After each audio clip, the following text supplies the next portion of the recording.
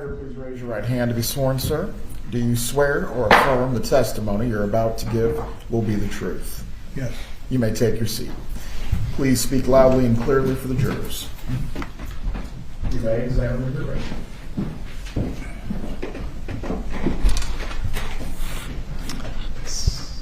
Yes, sir. Perfect. Thank you. Please say your name and spell your name. My name is James Geiger, Geiger.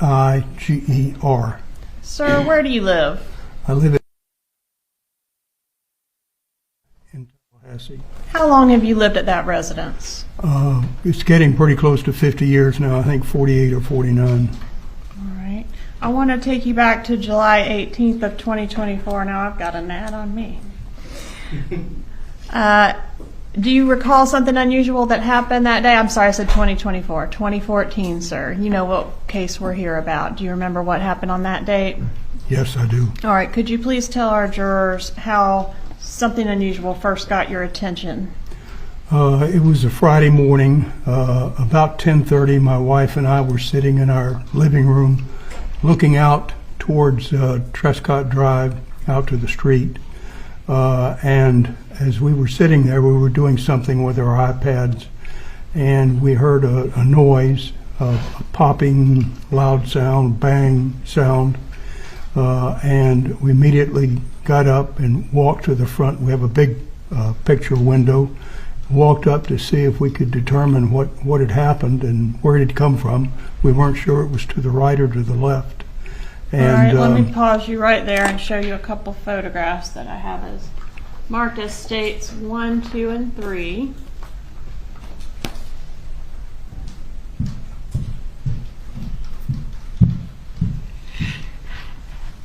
Okay. Do you recognize these photographs, sir? Yes, I do. Are these fair and accurate photographs of your residence at that time, as well as the view from the window you've described? Yes, it's true. Judge, at this time I'd ask to admit 1 through 3 and publish. Any objection? No objection, Your Honor. States 1 to 3 are admitted.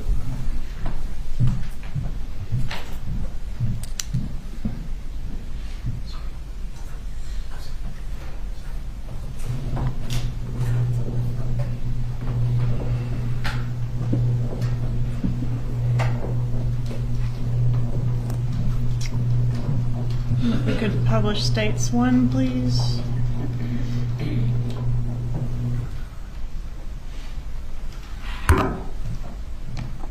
What if I told you that a grandmother's love could become so twisted, so all-consuming, that it would lead her to orchestrate one of the most calculated murders in modern American history?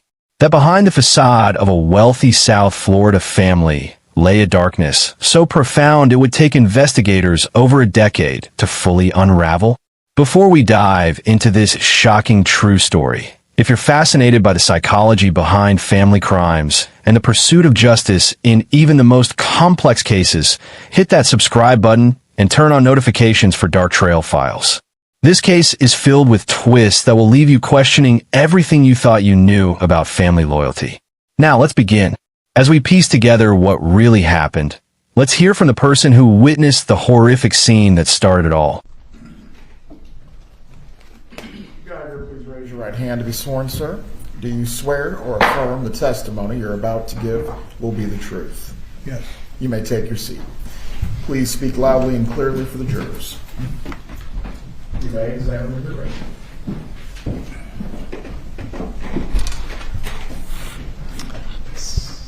Yes, sir. Perfect. Thank you. Please say your name and spell your name. My name is James Geiger, Geiger. Sir, where do you live? I live in Tallahassee. How long have you lived at that residence? It's getting pretty close to 50 years now, I think 48 or 49. All right. I want to take you back to July 18th of 2024. Now I've got an ad on me.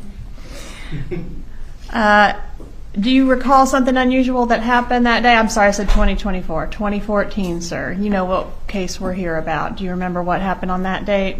Yes, I do. All right. Could you please tell our jurors how something unusual first got your attention? It was a Friday morning, about 10:30. My wife and I were sitting in our living room looking out towards Trescott Drive, out to the street.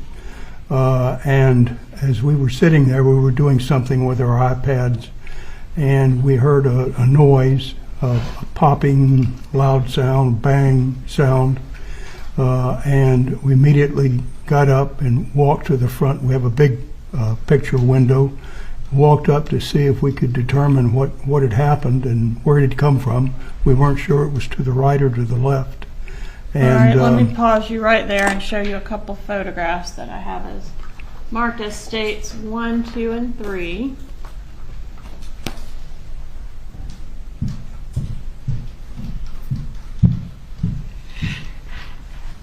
Okay. Do you recognize these photographs, sir? Yes, I do. Are these fair and accurate photographs of your residence at that time, as well as the view from the window you've described? Yes, it's true. Judge, at this time I'd ask to admit 1 through 3 and publish. Any objection? No objection, Your Honor. States 1 through 3 are admitted.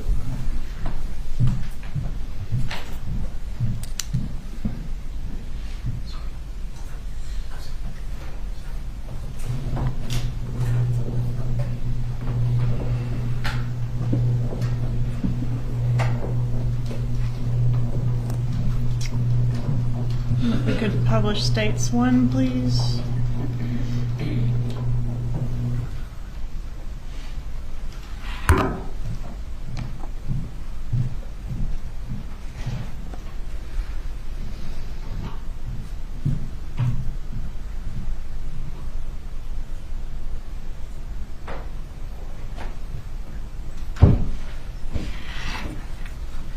All right, sir, so if you could just explain, give me that pointer, please, what we're looking at in this photo, and I've got a pointer here, if that's of any assistance to you.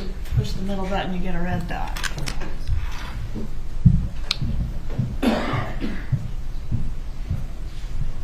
You don't have to use it. Oh, if you are going to use it, though, use it on the big screen, please, sir. All right, so just describe what we're looking at in this photo, states 1.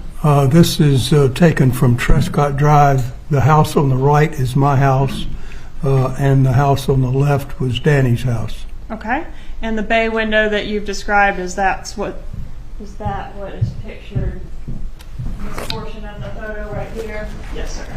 Yeah, that's correct. Publish states 2, please.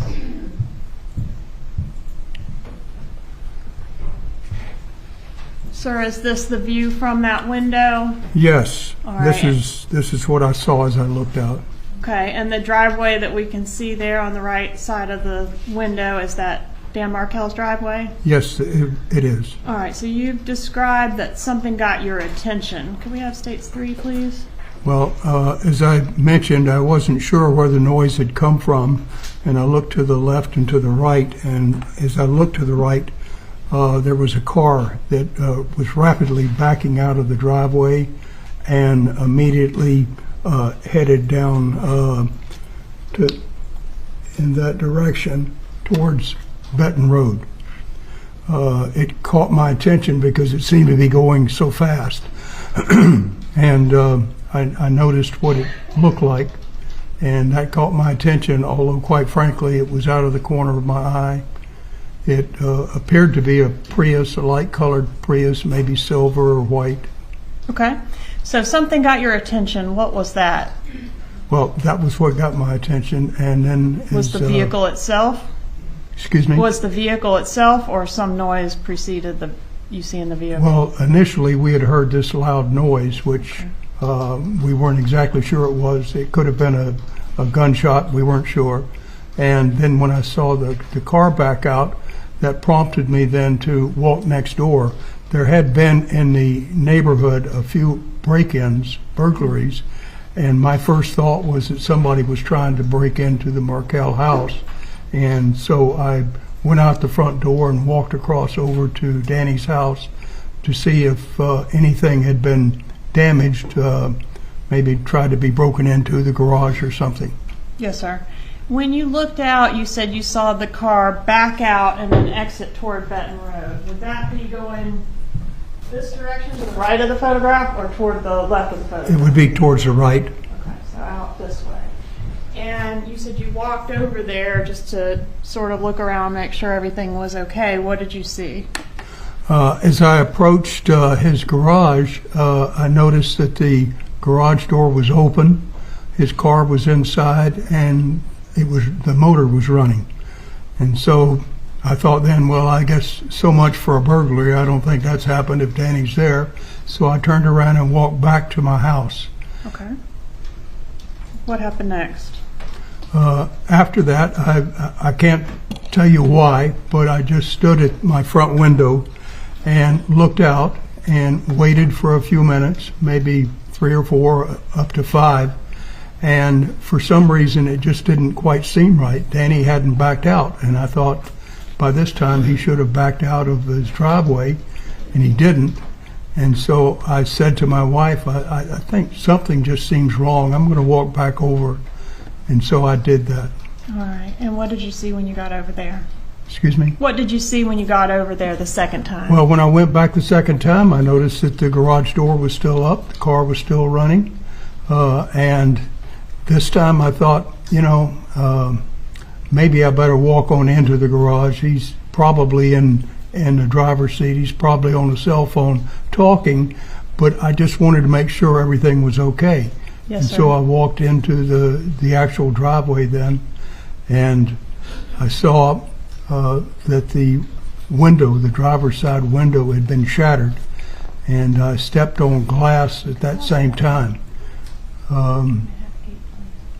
As I looked inside, I saw a bloody head, and the head was slowly moving back and forth, rolling back and forth, left to right. And I hollered immediately, "Danny, what happened?" And I didn't get any response other than the head rolling, and so I hollered again, Danny, what's happened?" Still nothing. And at that point, I knew that I had to get the emergency medical team there as quickly as I could. I reached into my pocket to pull out my cell phone, which is where I normally keep it, and it wasn't there, and I thought, gee, I've left it back on my couch at the house. And so I quickly dashed back to the house, got the phone, and called 911. How many minutes do you estimate elapsed between the time you saw the Prius backing out, or really I should say the time you heard the loud bang, to the time that you were able to reach 911? Less than 10 minutes, more than 5 minutes, somewhere in there, I would say.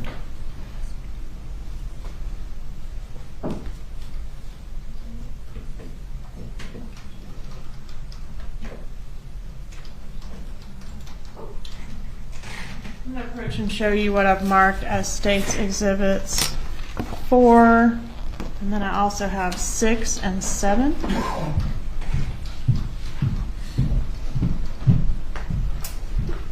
This is number 4, and I'll draw your attention to some initials on number 4, and then also 6 and 7. Mm-hmm. Do you recognize these photos? Yes, I do. All right, Judge, at this time I'd ask to move into evidence 6 and 7. Any objection? No objection. States 6 and 7 are admitted. Publish State 6, please. You may.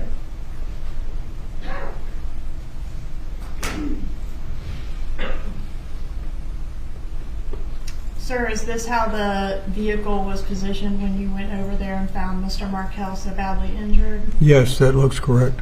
Publish State 7, please. Was the doors to the vehicle are open in this photograph? Were they open or closed when you went over? No, they were all closed. Okay, closed, and the only window that was damaged was that the driver's side window? That's the only one I saw. That's if there were some others, I didn't look at any other windows. I just simply saw the driver's side that was completely shattered. All right, yes, sir. And State's Exhibit 4, is this consistent with the type of vehicle that you observed in the driveway backing out that day? Yes, it was, although I didn't quite see that angle. Okay. Judge, at this time I'd ask to introduce States 4. Objection to States 4. No objection. Admitted at this time.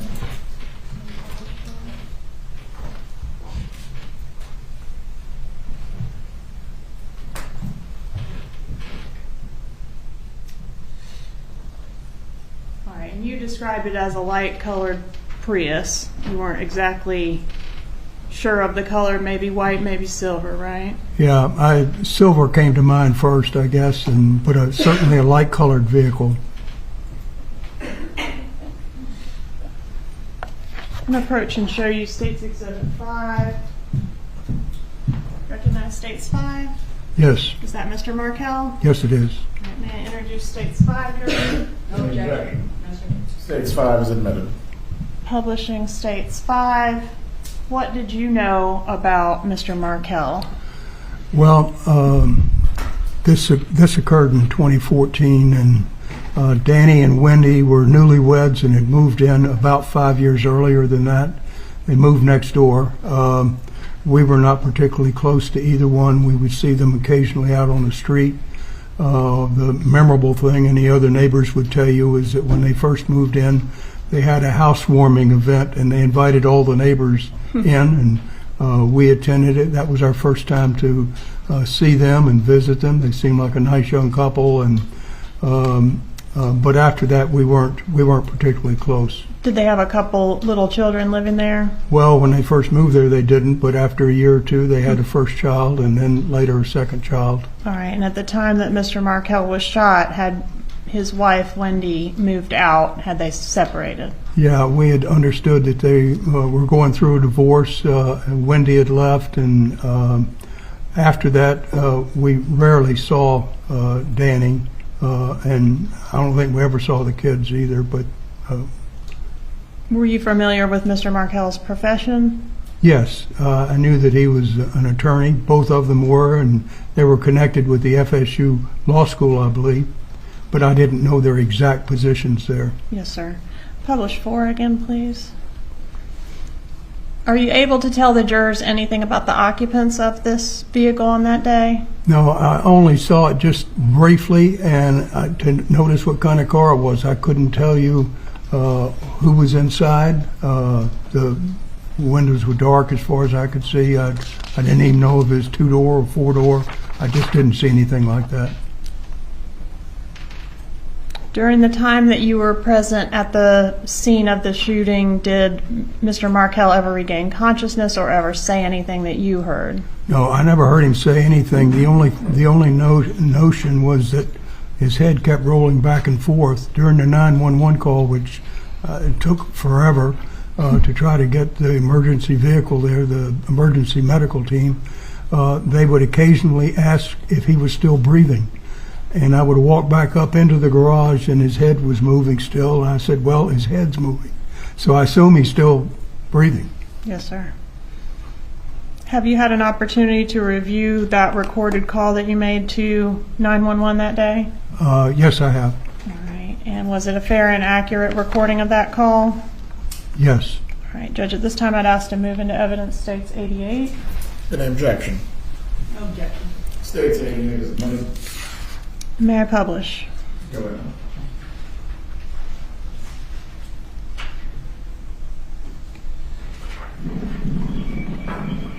What's your emergency? It's right next door at my house, which is 2122 Trescott Drive. Can you repeat that for verification? 2122 Trescott Drive, the T. Okay, the phone number you're calling from? I'm calling from 850-212. Okay, tell me exactly what happened. We heard a loud bang and a car pulled away from next door. I came over and looked in, the garage door was up. And I thought the gentleman was backing out, and I went back to my house, but he never backed out. And I came back over, and his driver's side window is shattered, and he's spattered, and can't answer. He's inside. I don't know if somebody tried to shoot him or if he shot himself or what. I don't know. And it was at this location, correct? Right next door. I'll give you mine. I don't know if his address is next door. Okay. He didn't send an ambulance in a hurry. EMG. He's still alive. He's moving. Okay. What's going on with it? I don't know. The driver's side window is all bashed in. He's inside, the car is running, and he's got blood all over his head. He's not responding to me. That number, by the way, is 2116. 2116.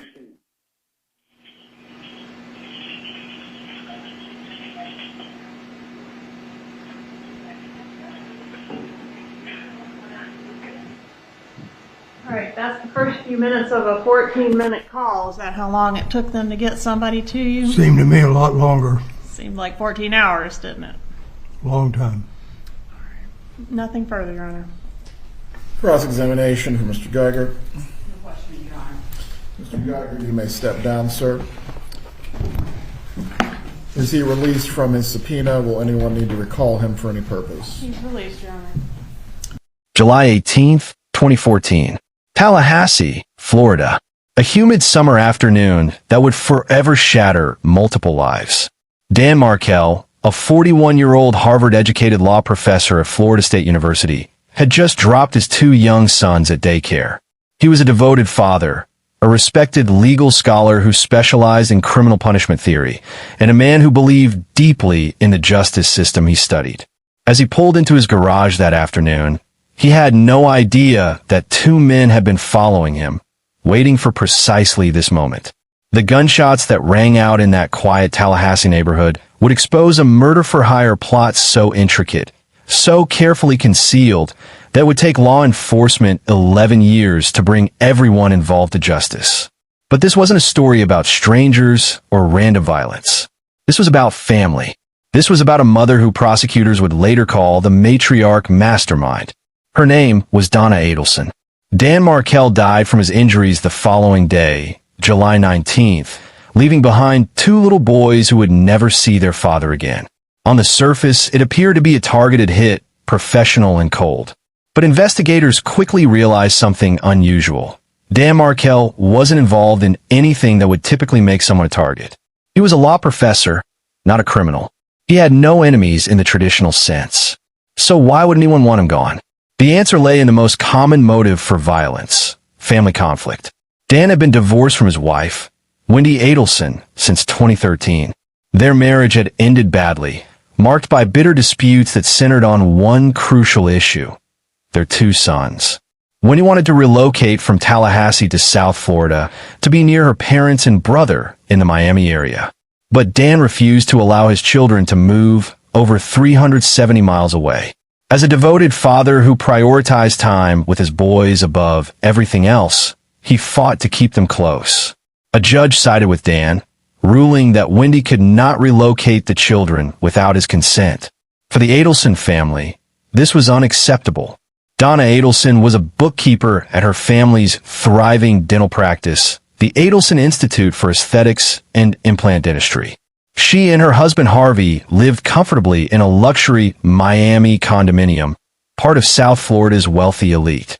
But behind the prosperity and privilege lay something darker: an overbearing need for control, an inability to accept that her daughter couldn't have exactly what she wanted. Prosecutors would later reveal that Donna and her son Charlie were determined to see Wendi relocate to Miami with the children. When Dan Markel stood in the way of that plan, he became a problem that needed to be eliminated. The investigation into Dan's murder moved slowly at first, but detectives began piecing together a complex web of connections.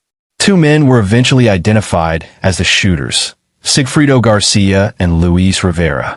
Neither man had any apparent connection to Dan Markel. They weren't disgruntled students. They weren't involved in any legal disputes with him, and they had no personal grudge. They were quite simply hired killers. But who hired them? That question would lead investigators directly to the Adelson family. The crucial link was a woman named Katherine Magbanua. She had been romantically involved with both Sigfredo Garcia, with whom she shared children, and Charlie Adelson, Donna's son and Wendi's brother. Phone records and financial documents revealed that Magbanua had received substantial payments from the Adelson family's dental practice in the months following Dan's murder. These weren't legitimate paychecks. Magbanua never worked at the dental office, never showed up for a single day of work. Yet she received 44 checks over nearly 2 years, each one handwritten and signed by Donna Adelson herself. This was hush money, prosecutors argued. Payment for serving as the go-between in a murder-for-hire conspiracy. In 2016, Luis Rivera and Sigfrido Garcia were arrested and charged with first-degree murder. Rivera eventually cooperated with authorities, pleading guilty to second-degree murder in exchange for 19 years in prison. Garcia went to trial and was convicted, receiving a life sentence without parole. Katherine Magbanua's first trial ended in a mistrial, but at her retrial, she was found guilty of first-degree murder, conspiracy, and solicitation. She received life in prison plus 2 consecutive 30-year sentences. But the Adelsons remained untouched. For years, law enforcement knew the family was involved. The evidence pointed clearly toward a conspiracy that extended beyond the hired killers. But proving it required more than suspicion. They needed concrete evidence that would hold up in court. So the FBI devised an elaborate undercover operation, one that would finally crack the case wide open. The FBI's bold strategy to expose the truth involved a risky face-to-face encounter that would set off a chain reaction within the Adelson family. Black shorts. What is it? Yeah. Okay, bye.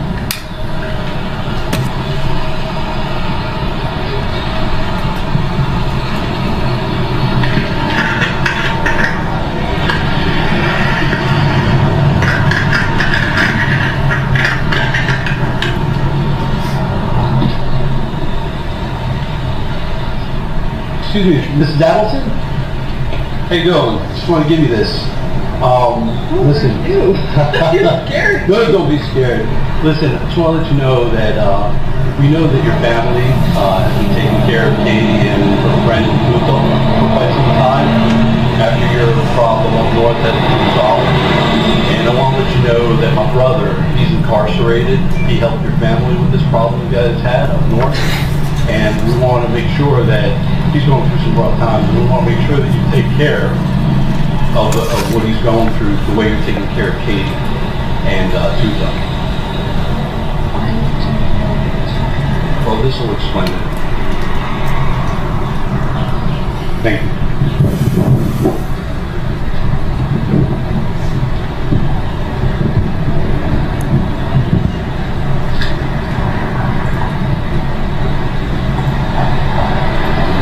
Pause it, please.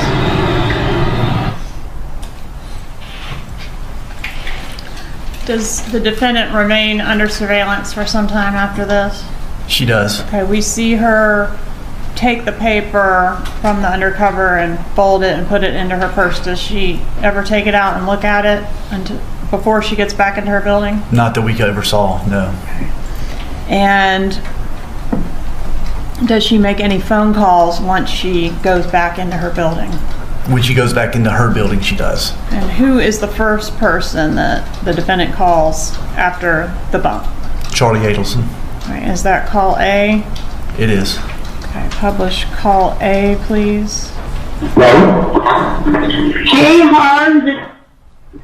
Tonight after work or some other time in the very near future, I need to speak with you. Okay. Okay. Did someone write a letter to you or something? I've got some paperwork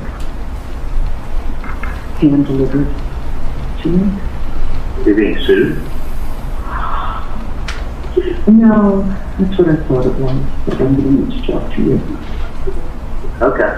Okay, so, I'm going to need I hope to figure out something. You can tell it will be wherever you are. Well, I'm in Mitch Klein's office on Oakland Park Boulevard. Okay. So I'm right now in Thailand, Chile, and I'll be at his office in the afternoon. Okay. So the boys who finished their piano lesson around 4-ish, and they about the traffic over there, and they take a ride with them up there. His dad know about this? The dad's at work today, fortunately. What's IRS. You know, there's IRS people that kind of bother you sometimes, but, you know, unfortunately not now. Okay. So I will talk to you. I'll give you a heads up if I'm going to drive off that way. Okay? And, Is Wendi down there? Is it involved Wendi? No. So let me just talk to you later, and, What is it? Is there a health okay? yeah. Does it involve me or other people? Well, probably both of us. What's that? Probably the two of us. So you probably have a general idea what I'm talking about. So let's just find some time to talk to each other and take the boys for a ride, okay? You're going to take the boys up there? Well, I think I can come home. I think I can get here till about 7 when Dad gets here. So it's harder to talk to me today. Or tomorrow, and it's important. All right. Well, I'll be up at Mitch Klein's office. You want to come up? Oh yeah. Oh really? I'm just concerned that I just have to get up there and get back in time for Wendi to get them. Sometimes she gets out a little earlier than not because it's kind of not here. Can I ask you a question? Whose paperwork sent from? I see that, that's great. It was something that came hand to hand to me as I exited the building today. And he said, was it anonymous or? No, oh no, it's not anonymous. It's not anonymous. I just don't want to discuss it on the phone. Right, whatever it is. It's silly, but if you want, I wouldn't bother you, trust me. yeah, I know. Do you want me to come down to see you tomorrow after the day off? Yes, that would be wonderful. Dad actually works later tomorrow. You know, he goes in at 1 o'clock. We both work out at the gym from 9:30 to 10:30. So whatever it is, I'll take a look at the paperwork. Yeah. I hope it's not the IRS. I just would like you to review it and give me some input into what your thoughts are. Okay? So come down tomorrow. Dad leaves at 12, so anytime after 12 would be good. 12 tomorrow. Yeah, he leaves at 12. He starts at 1 there, so 12, 12:15. I'll come down after that. I can hang out with you and see you soon. That would be great. Perfect. All right. I'll talk to you later. Love you. Bye.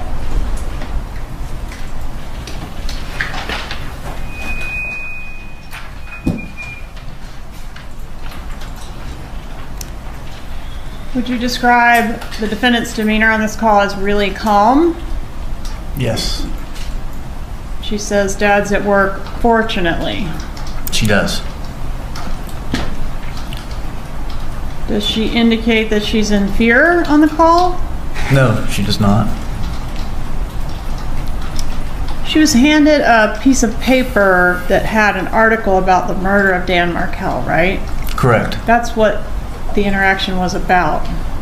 That's correct. That's what he handed her and made reference to it. And when Charlie asks the defendant what it's about, what does she say? She says to both of us, Probably both of us. Probably the two of us. and then the two of us. Said it twice. Does she say the name Dan Markel on this call? No, she does not. Does she say the name Dan Markel anywhere on this wire? No, not that I recall. Did she report this incident to the police? No, she did not. In April 2016, an undercover FBI agent approached Donna Adelson outside her Miami condominium. He was dressed to look like a member of a criminal organization, playing the role of someone connected to Luis Rivera. The agent handed Donna a flyer that featured a news article about Dan Markel's murder. Written on it was a phone number and the amount $5,000. The message was clear. This was a shakedown. Someone knew what the family had done, and they wanted money to stay quiet. This operation, known as the bump, was designed to see how Donna would react. Would an innocent person immediately call the police? Would they be confused, frightened, demanding answers? Or would they react like someone who knew exactly what the blackmail was about? Donna Adelson did not call the police. Instead, within moments of the encounter, she called her son Charlie. The FBI had already obtained authorization for wiretaps on the family's phones, so every word of that conversation was recorded. Donna was careful, speaking in vague terms and coded language. She told Charlie that she had been hand-delivered some paperwork and that they needed to talk in person, not over the phone. Does it involve me or other people? Charlie asked. Well, probably both of us, Donna replied. Probably the two of us. So you probably have a general idea what I'm talking about. They arranged to meet the next day, and Donna told Charlie to bring cash. What happened next revealed the true extent of the conspiracy, as FBI surveillance captured conversations that would seal the Adelsons' fate. The flight wasn't scheduled to take off until 8:10 p.m., right? That sounds correct. Okay, so you were there for a couple of hours and the warrants issued, correct? No, I didn't get there till about 6:30. So that's when I first arrived at the airport. By the time I got back there, they were pretty close to, by the time I got through security, got everything, got back there, it was pretty close to boarding time. Pretty close to boarding time. Yes, ma'am. But you saw them. I did. And were the other people who were participating, were they aware of what Mrs. Adelson looked like and her husband? Yes, ma'am. Okay. They were at this point. Okay. Was everybody in plain clothes? Not everybody. Who was not in plain clothes? The uniform officers from Miami-Dade. Was the officer standing with you all? I believe he might have been. One of them was. Okay. You pretty sure from where you are that she would not have been able to see this group of men, one of them with, I guess, insignia and gun, belt and all that? You're pretty sure that they wouldn't have been Absolutely. able to see? Yeah, there was no way they could see us where we were standing. Okay. How long did you observe them before they started boarding the flight? Guesstimating, maybe 20 minutes. Okay. And what do you recall them having with them? Some small carry-on items, I don't recall.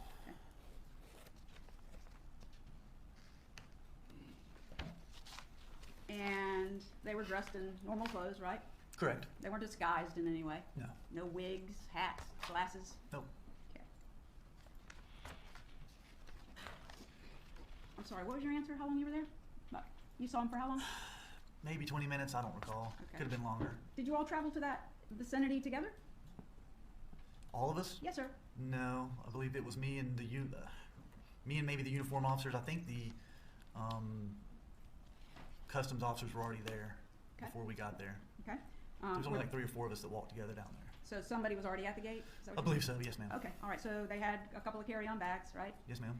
And I might get the terminology wrong again, but when you go, when they call you up and say, okay, sections, whatever, you can board the flight, old people, babies, all that stuff, right? They have different calling periods. Is that Sure. fair to say? Okay.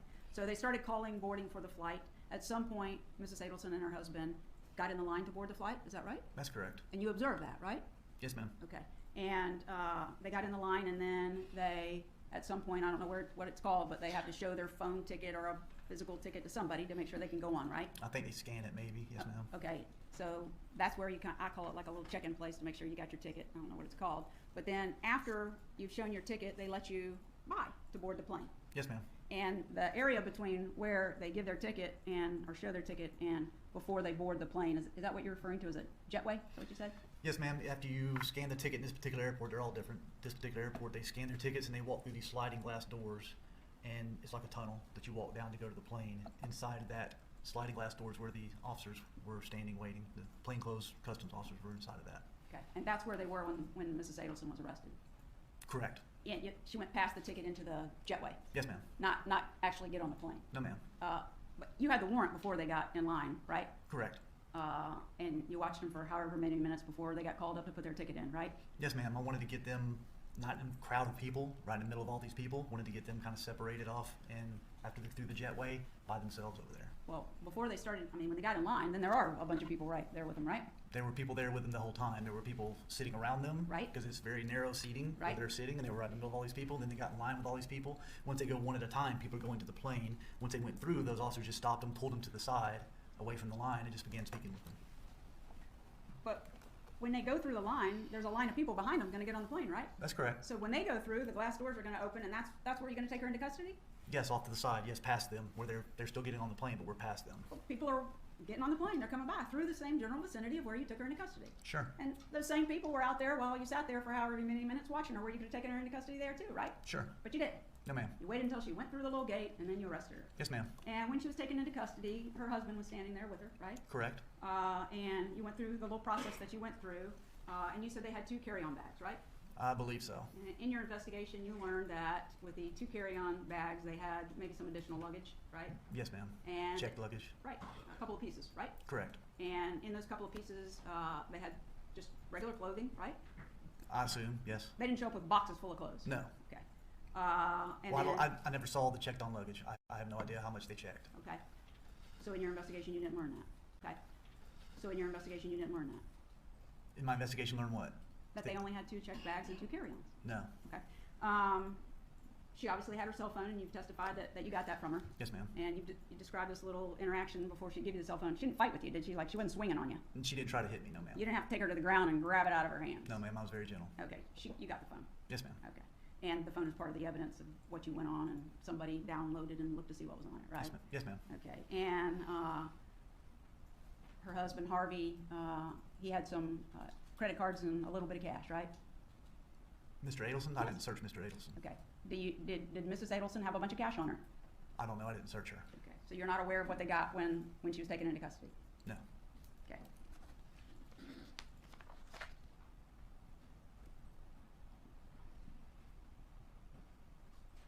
I need to ask counsel something about your ruling, Judge. Could I have just one moment? Please approach.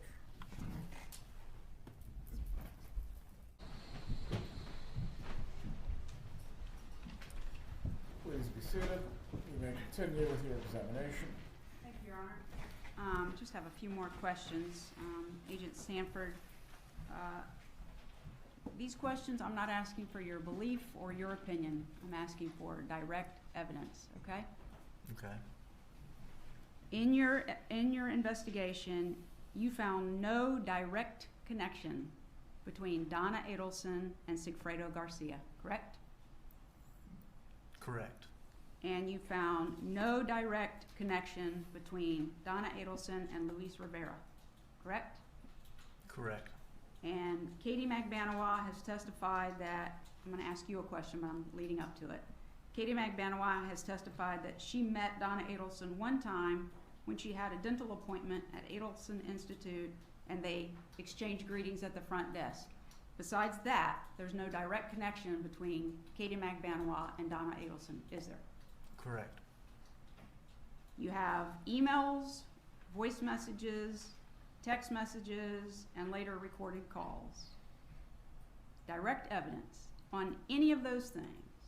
Did Donna Adelson ever say that she wanted Danny Markel to be killed? Those exact words? Those words. Did she say she wants him killed? No. Did she say she was planning to have him killed? No. Did she say she was hiring to have him killed? No. Someone to go and kill him? No. Did you say that she intended that he be killed? No, she did not say that. I don't have any further questions. Redirect by the state. You didn't have any direct evidence. Did you have any circumstantial evidence? A lot. Is it up to this jury to decide if the evidence is sufficient? That's correct. You were asked if you had any input on the timing of the arrest, and why did you arrest when you did? That wasn't your decision to make, was it? No. And when did you decide you had probable cause to make an arrest of Donna Adelson? Personally? It's beyond the scope of direct, Your Honor, and this is an opinion testimony. Yes, it is. You were asked your Hold opinion, on. weren't you? Sustained, Ms. Copeland. Sustained, Ms. Copeland. You were not the person responsible for making that decision of when to go to Miami and put handcuffs on her, were you? No, it was not. Okay. You were asked about Charlie's defense.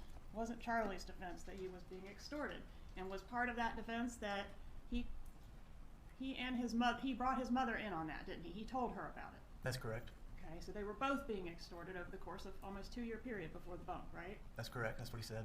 Okay, and that's why she was writing those checks. She was being extorted. That's correct.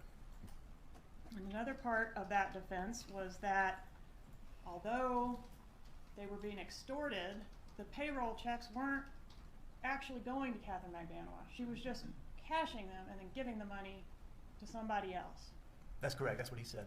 Okay, and that's needed to explain why he was so friendly with her, both in those calls and on the texts and so forth, right? It's all explain everything, yes. It's not typically going to be send an I love you text to your extortionist, right? Correct. So it was, oh, I didn't know she was in on it, but now I realize she is.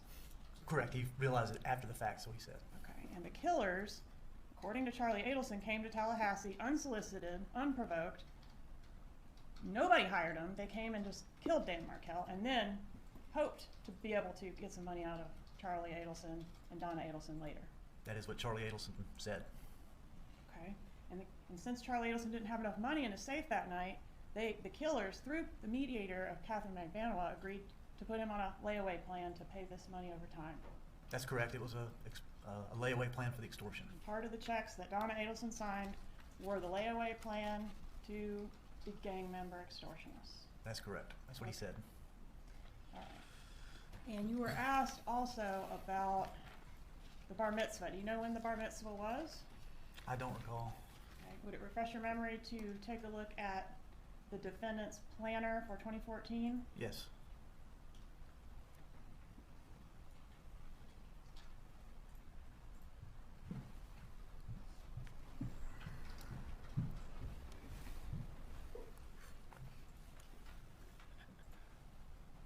So January 14th at 10:30 a.m. is Lincoln's bar mitzvah. I'm sorry, I said 2014. That's not what I meant. Oh, sorry. What year was the bar mitzvah? Should have been. This is how I caused the confusion last time. This would have been 2023, I believe. Well, No, I can't see it. sorry. Sorry, I have something to It's refer no to. problem. Sorry. What year did she Oh, try to board the plane? yeah, 2023. She tried to board the plane in 2023. We now know the bar mitzvah was scheduled to take place in January 2024, right? Correct. Okay, so it was a few months after she was scheduled to get on the plane. That's correct. And she knew that when she booked the plane because it's in the planner, right? Correct. Okay, so she knew if she was coming back for that bar mitzvah, she needed to be back no later than January 14th, right? Correct. Did she book a flight to return in time to attend the bar mitzvah on January 14th? Not that I'm aware of. It was a one-way ticket, wasn't it? Correct. Okay. There's nothing inherently illegal about traveling to Vietnam, is there? No. Okay. She didn't get arrested for going to Vietnam, did she? No, ma'am. I want to ask you about one other thing. The calls. You were asked about the snippets of the calls. That was Ms. Fulford's word, snippet. Did you participate in helping select the portions of the calls that we ended up publishing to this jury? Some, yes. All right. And what was the intent or purpose of selecting the portions that were selected? So we didn't torture everyone with listening to constant Charlie Adelson and everybody else talking about things that are not relevant to the case. All right. I mean, that was the goal. I'm not sure we accomplished it. But we made selections we thought would be helpful.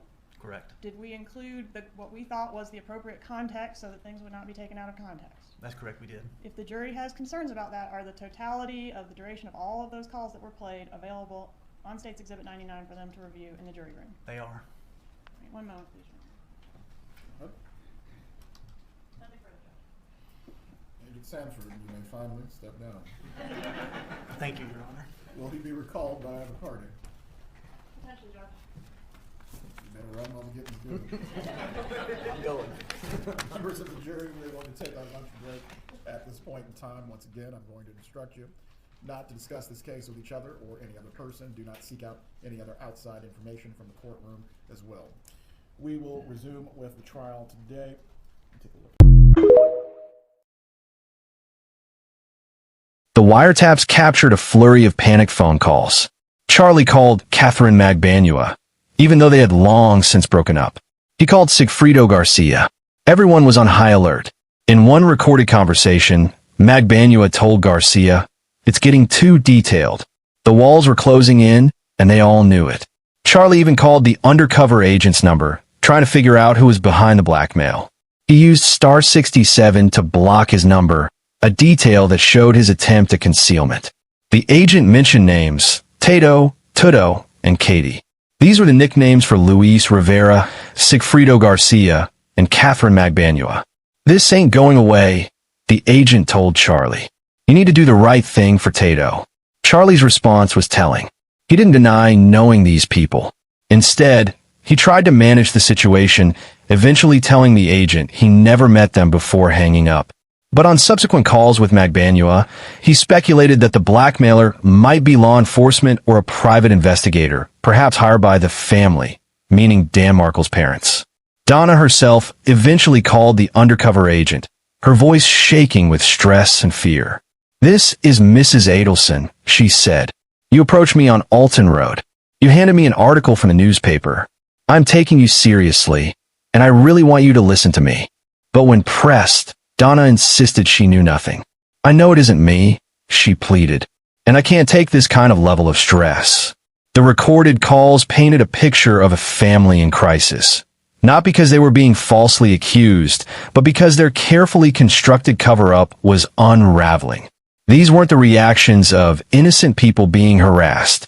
These were the reactions of guilty people trying desperately to contain a situation spinning out of control. In 2022, 6 years after the bump operation, Charlie Adelson was finally arrested.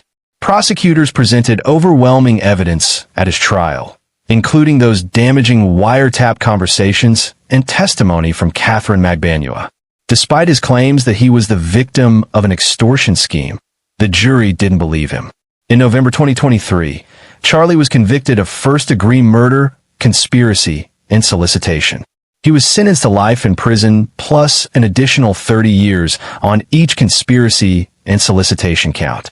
But prosecutors weren't finished. The evidence pointed clearly to one more person who played a central role in the conspiracy: Charlie's mother, Donna Adelson. Days after Charlie's conviction, as the Adelson family processed the guilty verdict, Donna and her husband Harvey made a decision. They obtained rushed visas to Vietnam, a country with no extradition treaty with the United States. They booked one-way tickets out of the country. On November 13th, 2023, Donna Adelson arrived at Miami International Airport. She was 73 years old, trying to board a flight that would take her beyond the reach of American justice. But law enforcement had been monitoring the family closely. As Donna walked down the jetway toward the plane, officers moved in and arrested her. She was charged with first-degree murder, conspiracy, and solicitation in the killing of Dan Markel. Recorded jail phone conversations revealed just how desperate Donna had become in the days between her son's conviction and her arrest attempt. She had researched countries without extradition agreements. She had even discussed suicide as an alternative to facing justice. These weren't the actions of someone confident in their innocence. These were the actions of someone who knew exactly what she had done and couldn't face the consequences. When Donna's trial began in August 2025, prosecutors called witness after witness to build their case against the woman they called the mastermind.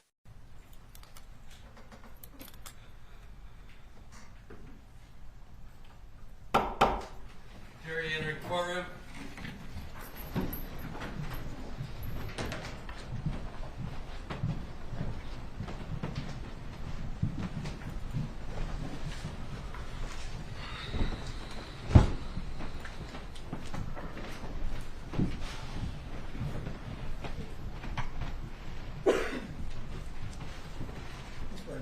Please remain standing. Anyone else can be seated. Please raise your right hand to be sworn. Do you swear or affirm the testimony you will give today will be the truth? Yes, Your Honor. You may take your seat. Please speak loudly and clearly for the jurors. Yes.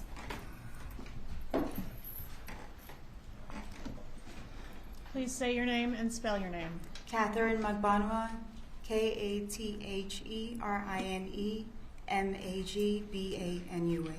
Ms. Magbanua, are you in custody? Yes, ma'am. Are you serving a sentence? Yes, ma'am. For what? Life. Life for what crime? For the murder of Dan Markel. And did you have a trial before you received that sentence? Yes, ma'am. Okay, and in that trial, did you testify in your own defense? Yes, ma'am. Okay, and in that testimony, did you testify that essentially we had it right about everyone else, but you were in the dark, you weren't involved in any way? Yes, ma'am. Okay. And was that true? No, ma'am. All right. And you didn't have to testify in your own defense. You could have chosen to remain silent, right? Yes, ma'am. Okay. And you testified also in the trial in which Garcia was convicted, right? Yes, ma'am. And same thing there. You testified you did not tell the truth. Yes, ma'am.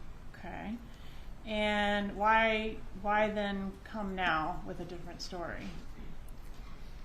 I think that the truth needed to come out, and the people responsible needed to get arrested.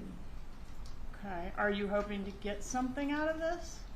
I would eventually like to see my children again one day. And are you hoping that something can be done for you even after being sentenced?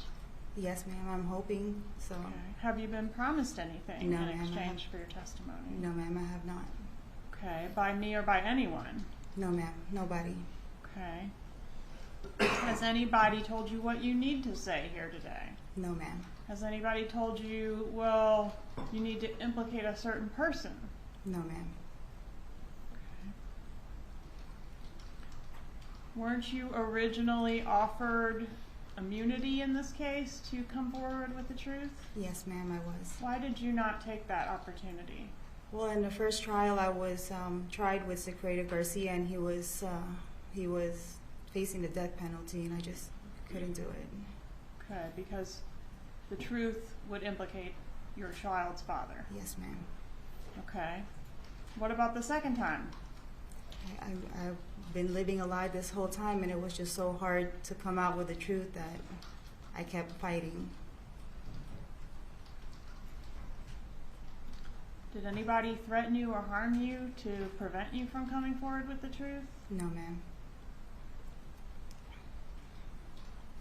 Were you ever promised anything by anyone to, if you'll just remain silent, we'll pay for your kids' education or anything like that? No, ma'am. Were you involved in the death of Dan Markel? Yes, ma'am. Did we have it right? Were you the middleman between the shooter and Charlie Adelson? Yes, ma'am. Who solicited you to become involved in this? Charlie. Who was he to you at that time? We were dating at that time. When did you start dating Charlie Adelson?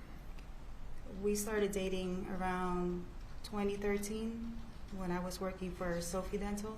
Okay. Do you know what month? No, ma'am. Okay. And when did you stop dating him? Probably towards the beginning of 2015. Okay. Was there a period of time where it kind of wasn't clear whether you were still with Charlie or dating Garcia? Yes, ma'am. Right. And Garcia is your child's father, right? Yes. And what's your history with him? How long were you together? I've been with Secretary Garcia since I was about 18 years old. All right, so a lot of history there. Yes, ma'am. Fair to say that you're on again, off again quite a few times throughout your history together. Yes, ma'am. And during one of those off times, is that when you started seeing Charlie Adelson? Yes, ma'am.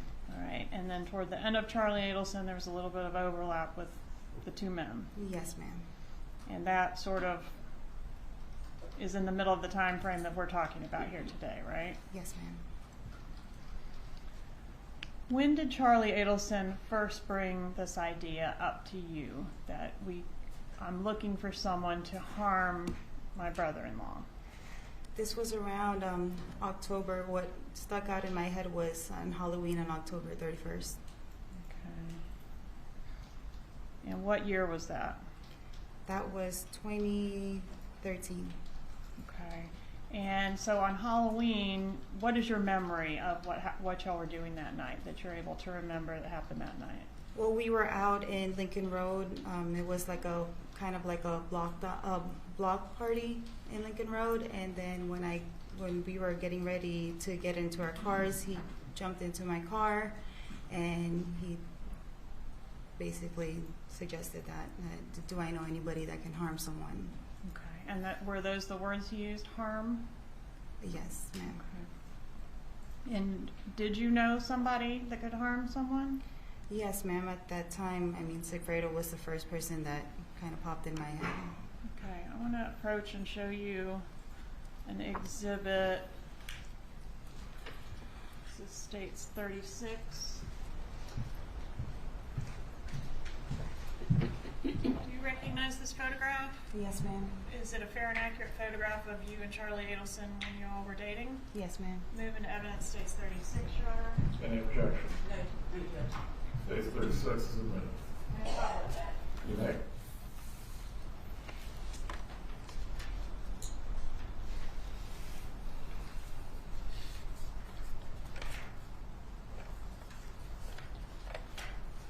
Where was this photograph taken? That was down at the Keys. When was it taken? I believe that was his birthday. Charlie's birthday? Charlie's birthday. In 2013? Yes, ma'am. When was his birthday? October 27th, I believe. And y'all drove down to the Keys? Yes, ma'am. So that would have been just a few days before he broached this subject of harming someone to you on Lincoln Road? Yes, ma'am. Okay. Were you aware of him sending this photograph to his sister that night? No, ma'am. That day? Not.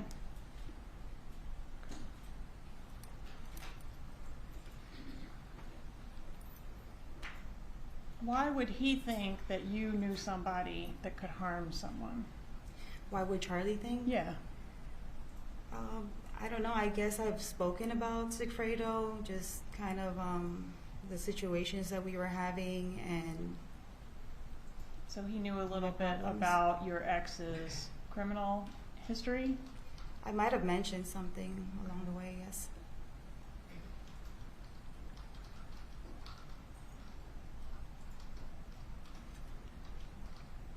What did Sigfredo Garcia know about Charlie Adelson?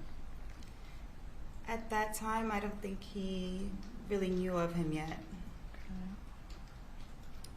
At some time, did he become aware that you had started dating someone else? Yes, ma'am. All right. And there's one phone call in the phone records that we're going to hear more about with the next witness. It's from Sigfredo Garcia to Harvey Adelson on July 1st, 2014. Do you know anything about that phone call? Yes, ma'am. There was a bit of an altercation between Charlie and Sigfredo.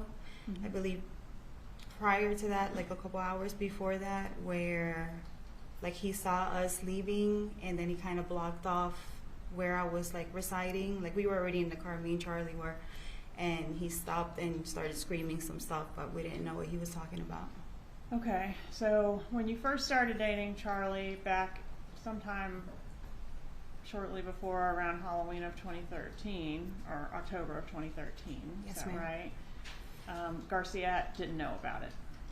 I believe he didn't know anything about it. But at some point he learned and was jealous and there was a confrontation. Yes, ma'am. Okay, so how does that confrontation explain a phone call to Harvey Adelson? I think he was trying to contact Charlie, and maybe he somewhat probably Googled, tried to find, and that's the number that he had gotten, which was... Okay, maybe was looking for Dr. Adelson or something like that? Yes, ma'am. Okay, but to your knowledge, there's no connection between Garcia and any member of the Adelson family other than you? No, ma'am. Who is Luis Rivera? Sigfredo Garcia's friend. Okay. And how long have you known him?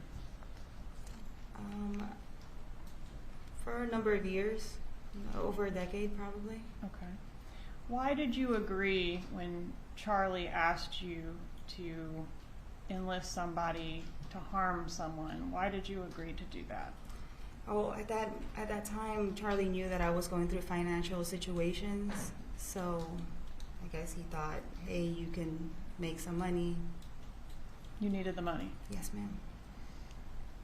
And Garcia and Rivera, they were also motivated by money, right? Of course.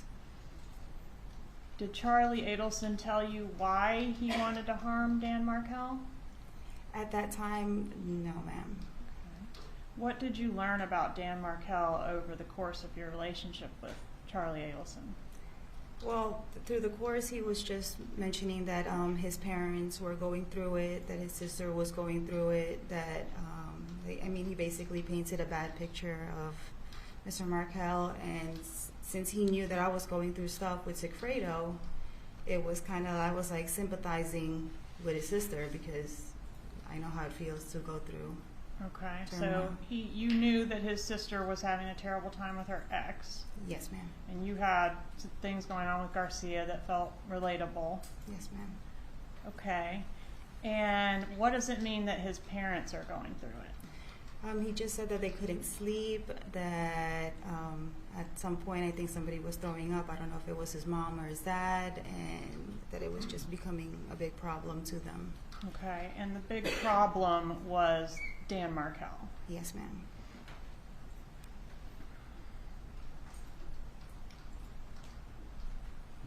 Did you ever meet Donna Adelson? Yes, ma'am. When did you meet her? From my recollection, it was from the dental office. And why did you go to the dental office? I needed some cavities and teeth whitening done. Is that the only time you ever met Donna Adelson? From my recollection, yes, ma'am. All right. And did she know you were dating her son when she met you? Yes, ma'am. Okay. Were things cordial between you at that meeting? Yes, ma'am.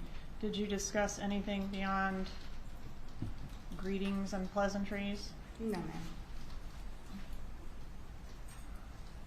After the initial approach of you at Lincoln Road on Halloween, was there any more discussion with Charlie Adelson about this potential job?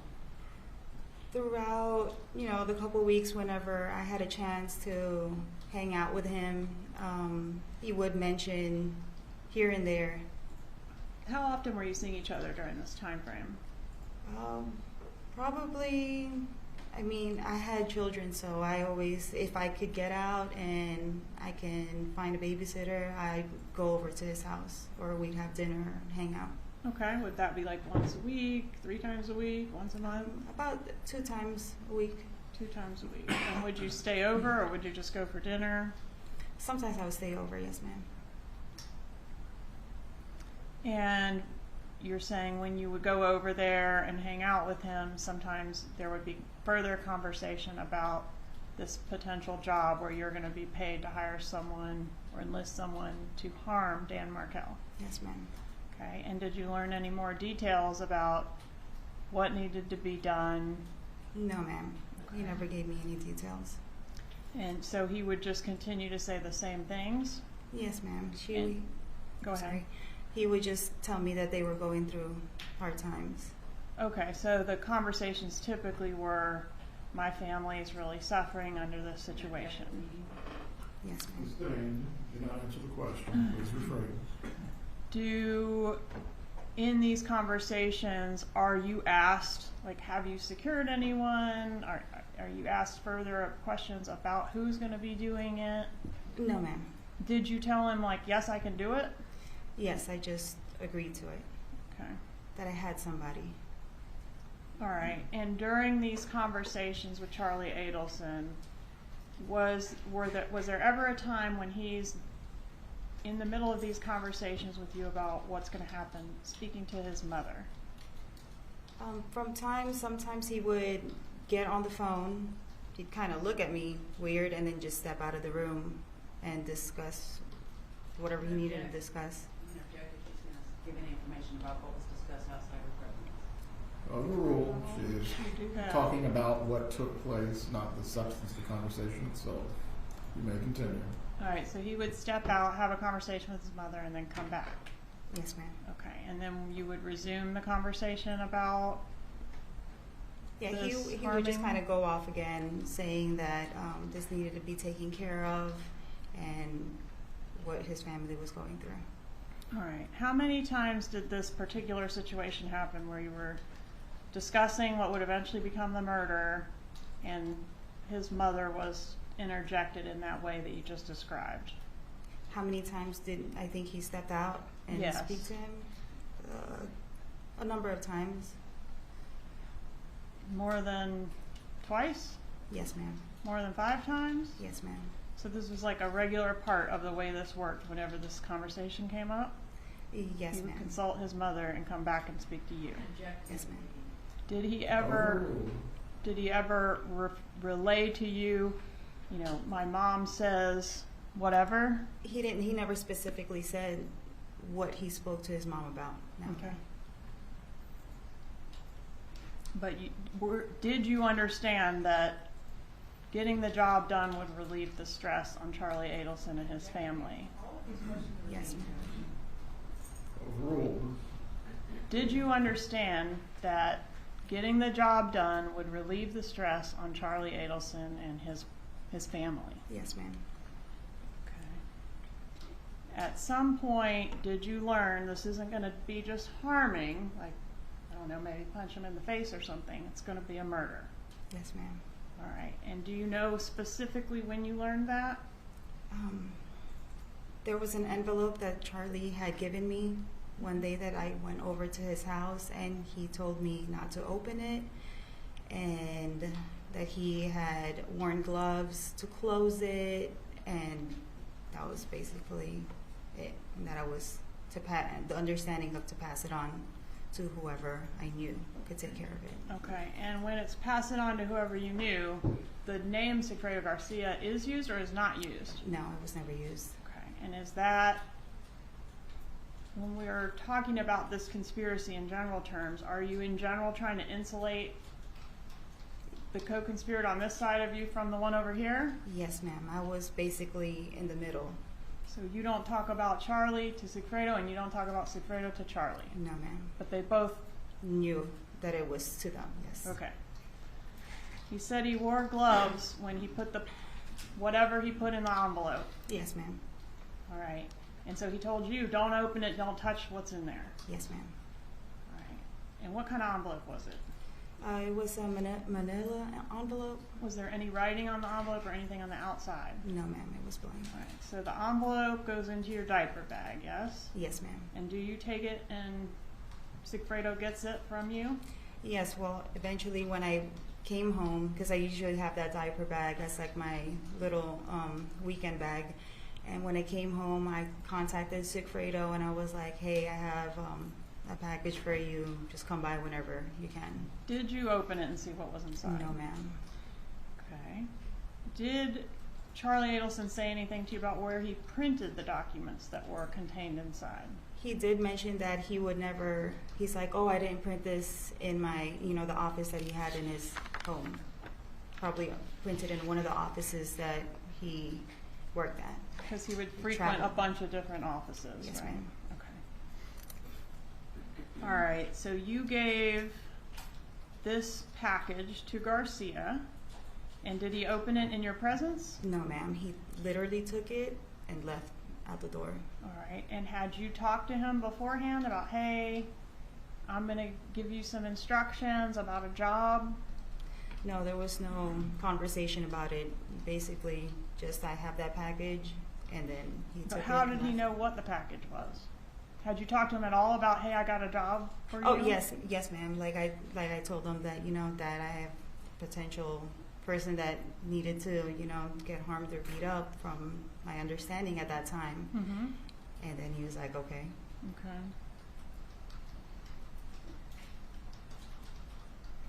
All right, so I want to ask you about the June trip. In June, did you provide Garcia with any money for expenses associated with that June trip?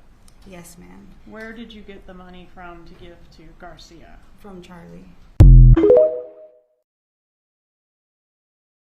Katherine Magbanua took the stand, describing how she received those 44 paychecks from the Adelson dental practice for work she never performed.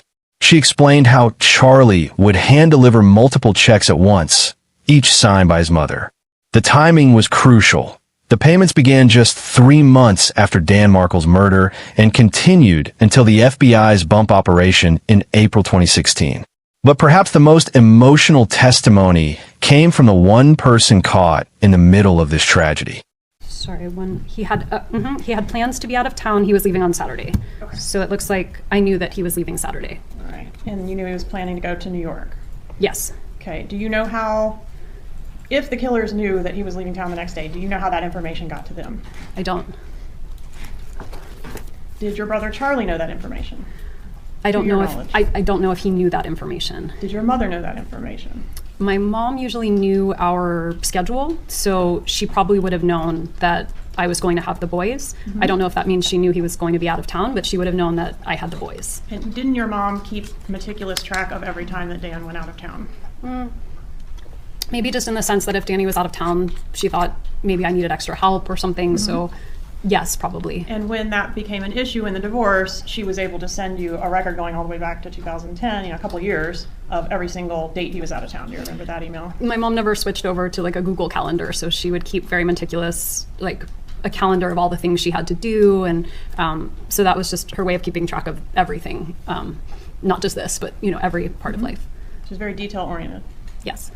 Even regarding things that aren't necessarily her business, or do you think that Dan's travel plans were somehow her business? I think only to the extent that it impacted whether I had the boys or whether they were coming to visit or what that looked like.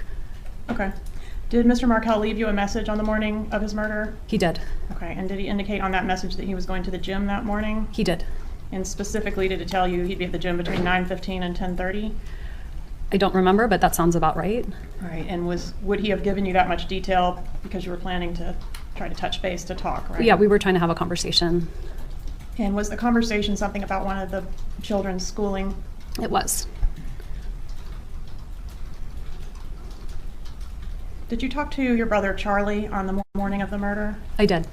And does an 18-minute conversation at 9:30 a.m. your brother Charlie on the morning of the murder? I did. And does an 18-minute conversation at 9:30 a.m. that day sound correct? It does. Do you remember the nature of that conversation? I do. I didn't purchase the TV, so I didn't know how much the TV cost. And so I called him to find out if it made more sense to get the TV repaired or buy a new TV, because I didn't know what the delta was there. Okay. Can you tell the jury one way or the other for sure whether you mentioned Dan Markel's travel plans to Charlie during that 18-minute phone call? I can't say for sure, but I don't see why I would have brought it up. Did you have WhatsApp on your phone at that time? I did. What is WhatsApp? WhatsApp is it's a phone service. It's an app that I use when I talk to people who live in other countries. So it's become very popular. I think I had it at the time. I know I certainly have it now. But it's a device to send messages. During the time frame that we're talking about, which is around the time of the murder, did you communicate with any of your family members through WhatsApp? I don't remember using WhatsApp unless they were traveling internationally, because it's a way of making free calls or free texts when, at that time, making long-distance calls on a regular phone would have been very expensive. Did you ever communicate with Katherine Magbanua through WhatsApp? I don't remember ever texting her on any platform. Did you have any other encrypted platforms on your phone at that time? At that time, I don't think so. I don't know what existed at that time. Okay. So after you turned around and did not proceed down Trescott, you went, I think, to the liquor store. Can you tell us about that? Sure. I was invited to a Stock the Bar party for that night for a friend's daughter. And so they asked for a specific type of bourbon. I'm not a bourbon drinker, so I went to the liquor store and I showed them the invitation, which was shaped like the kind of bourbon they wanted us to buy, and asked if they had that. And they did, and I bought it. All right. And that type of bourbon was Bullet bourbon? That's right. And do you recall the time of that purchase? I don't, but I see a receipt here at 12:49. Okay, and does that fit with your memory? You left the house around, I think you said, afternoon, proceeded to the scene, encountered the tape, and then went to the liquor store, right? I proceeded to drive to the liquor store. I saw tape and turned around. And then I bought the bourbon that they asked for at 12:49, and then I may have gotten gas after that, and then I drove to lunch. And lunch was where law enforcement came in and encountered you? That's right. Okay, and that was where you were having lunch with a couple friends? That's right. Did you relocate to South Florida after Mr. Markel's death? In terms of relocation, I did leave Tallahassee after the funeral, but I took a weekender for both the boys and me and thought I would be back pretty quickly. Did you come back? I did come back a few times, but just to get things though, right? Not really to get things. I came back a couple of times to give a talk or to do some work, but okay. Or but to what I'm interested in is, where were you living after the murder? I wasn't living in Tallahassee. All right, did you recall on the trip to South Florida, just within 48 hours of the shooting, getting a call from Craig Isom? Yes. Okay, and what happened with that call? I talked to him for a while. He mentioned that he might want to have DNA samples of the kids. We were already halfway down. We'd been in the car for about 4 hours with the boys. Who's and the we in that sentence? I was with my parents. Okay. And the kids. Yep. We talked, the call broke up, and he never followed up. Was it like a, you're breaking up? I told him I was having a hard time hearing. But were you faking that, or was it really breaking up? I was not faking that. And did you send your lawyer to him after that, shortly after that? I told him he could talk to my lawyer. He never followed up. Were you happy to be out of Tallahassee when you were able to return to South Florida? No, I was not happy. Did you send a text message on January 1st of 2016 that's contrary to that? At that point, it would have been a year and a half after I'd been living somewhere else, so I don't know what text message you're referring to, but... But at that point, you were happy to be out of Tallahassee? It's not a question of happy to be out of Tallahassee. I was trying to build a new life for myself, and I didn't feel safe here anymore. All right, let's take a look at tab 96, please. 96 in the old one or the new one? The old one, please. Okay.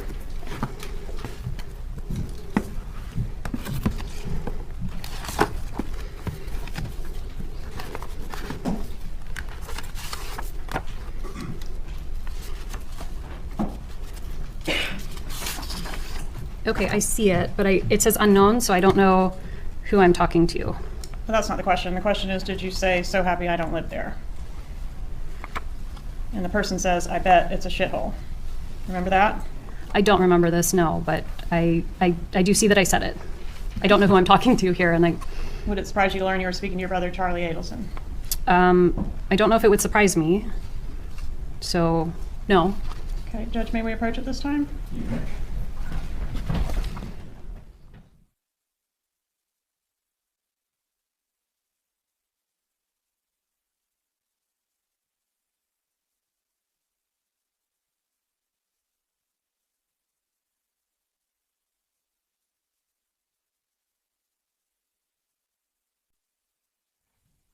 You may continue with your examination.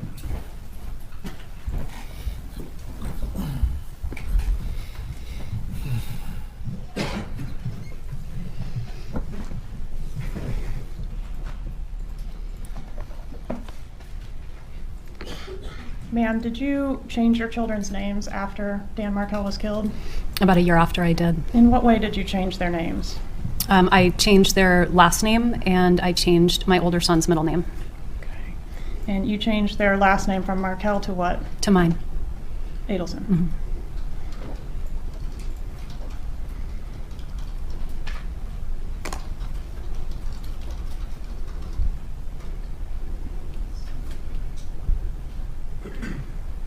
I'm going to start by asking you about this email dated July 3rd, 2014. What is this? This is the, it looks like an electronic invitation for my dad's 70th birthday. An Evite, right? Yes. And who sent the invitation to you? Well, it looks like it's through the postmark. I mean, who sent the party invitations out? I don't remember if I helped with the Evite or if my mom did it. So I don't know if I sent it to myself or if it's from my mom. Would you have sent it to yourself? I'm a little better with tech stuff than my parents, so I might have helped them put together an Evite. Okay. I don't remember. Who does it say is the host of the party? Oh, my mom's the host. You asked who sent the email, and I didn't remember. But my mom is the host of the party for my Okay. dad. And to whom is the party invitation sent? It's sent to me and my two children. Okay. And this was sent on July 3rd, 2014, before the murder, correct? Yes. Okay. And then back up just a little bit here. This email, do you recognize this one? Are you able to read it okay on your screen? I can read it okay. All right. Who sent this email? This is from, it says my mom, but it says Harvey Adelson. So again, I don't know which parent it's from. Okay. If it was from Harvey Adelson, would he say Lincoln is going to be attending Shabbat with his grandpa, Harvey Adelson? I mean, it seems more likely somebody else would have written with his grandpa, but I don't know. I kind of write those things sometimes, like Lincoln will attend something with his mom and say my name. I know it's awkward to say it in the third person, but I don't think it's impossible. Okay.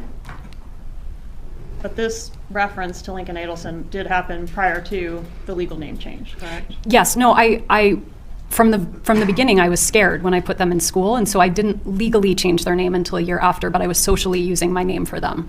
And did that start as soon as their dad was killed? No, it started when I had to register them for school. Okay. And your mom helped with the registrations as well, didn't she? I think I did the registrations myself. What about here for flag football? Did your mom assist with that? It looks like she did. There were some after-school activities. Okay, and she registered your child under the last name Adelson, right? Yes.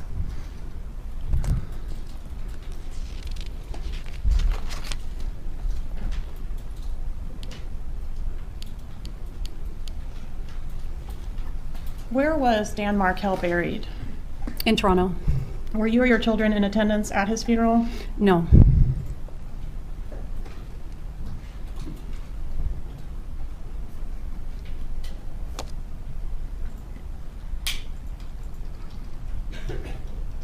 When was the last time you spoke to your mother, Donna Adelson, as we sit here today?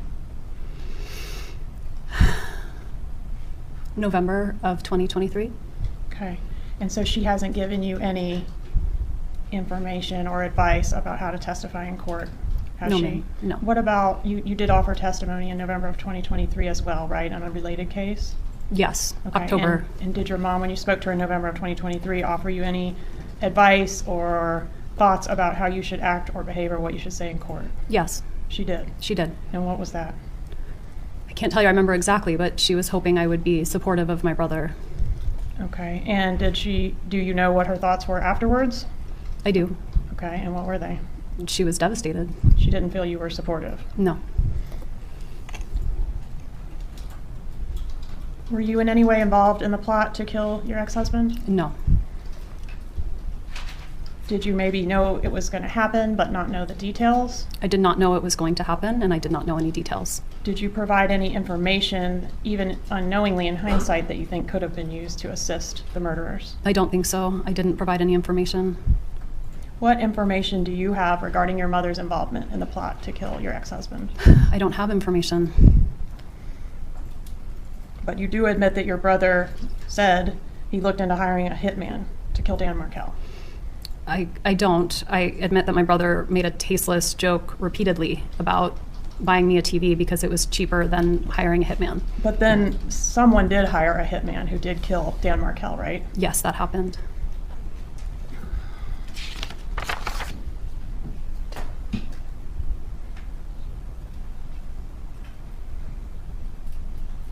Was part of the plot to kill your ex for you to have plausible deniability or to know very little about it? I was not involved in any plot to kill Danny. Were you shielded from the plot because, I don't know, you couldn't be trusted to keep a secret? I was not involved in any plot to kill Danny. Why did you tell investigator Isom in your law enforcement interview that you were worried the police, or you were worried, I guess, in the police car on the way to be interviewed, that you might be considered a suspect? Because I couldn't think of anything bad going on in his life other than the divorce. And frequently the ex-wife is a suspect. Were you treated as a suspect? I was not.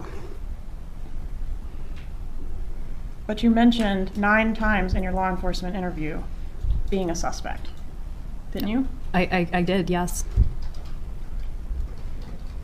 When you were approached at the restaurant, you weren't yet told that this was a shooting, were you? I was not. You were only told something happened with your ex-husband. I don't even know if I was told that. I was very scared something happened to my kids, and that's why law enforcement was there, and they wouldn't tell me what was going on. But they did reassure you that the kids were fine. You They told me that law enforcement officers were with the children, which terrified me because I didn't know why my children would need law enforcement officers. So you didn't know what this was about at all when you were in the police car? In the car, they told me. Okay, in the car they told you what? They said, your ex-husband has been shot. Okay. So that you learned that information prior to getting into the interview room? Yes. Okay.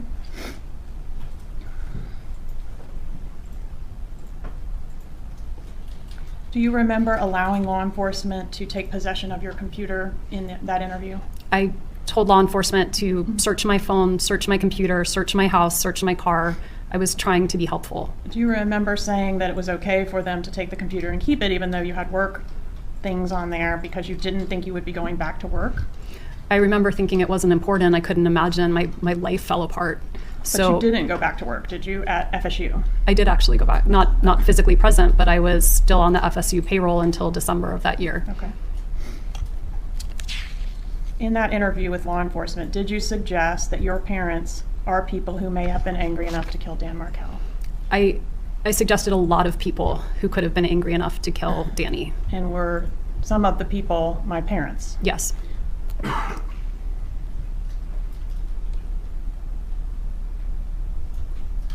But you said in the interview that you didn't think they were capable of it, didn't you? I did. If your mom wasn't capable of it, did she have anyone that she could enlist to assist her? I don't know. What was your first thought when you were asked if anyone might have murdered Dan Markel for your benefit? I thought maybe a crazed friend or a former student. It's not what you said, though, is it? I don't remember exactly what I said first. You said Charlie, right? If that's what I said, then you have it there, but I don't remember who I listed first. Okay, can you at least tell the jury you definitely did say Charlie as one of those people? I did.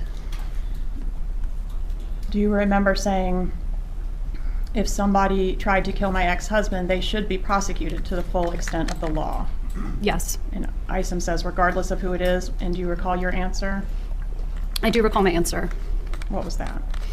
I think I was hoping it wasn't anyone in my family, and so that idea that it was someone in my family gave me pause.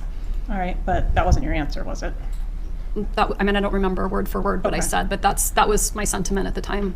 Was your answer for court and counsel, this is law enforcement interview page 122, lines 7 through 12, if somebody tried to kill my ex-husband, they should be prosecuted to the full extent of the law. Question, regardless of who it is. Answer, I mean, it would be different if I thought it were my brother. Did you call your mom from the interview room at Tallahassee Police Department? I did. And did she answer the phone? She did. When she answered, did she advise you that your dad was in the shower? I don't remember whether my dad was in the shower. You asked her to sit down, do you remember that? I do. Right. And by asking her to sit down, would that signify to her that this was going to be something serious you were going to reveal or say? I was concerned about her age, and if she were standing that she could, hurt herself if she fell down. Okay. And do you recall that she at that point asked if she could put you on speakerphone? I don't remember, but that sounds plausible. What was the purpose of putting the phone on speaker, if you know? I would be guessing, but so my dad could hear too? But wasn't Dad in the shower, or you don't remember that part? I don't remember if my dad was in the shower. Was anyone else there to your knowledge? I don't think so. Was Charlie there to your knowledge? I don't think so. Did you ask your mom in that telephone conversation to tell Charlie what was going on? I think I did. I didn't want to make any more phone calls. And your mom took the news pretty well, didn't she, this phone call? I wouldn't say she took the news well. I think she was upset. Did you say something different in your law enforcement interview after you got off the phone with her? I don't think I did. I don't think I said something like that. Didn't you say, page 265, line 5 through 6, quote, my mom handled that pretty well? I may have said that. I can check it. Can you tell me the line again? Yes, ma'am. Page 265, line 5 and 6.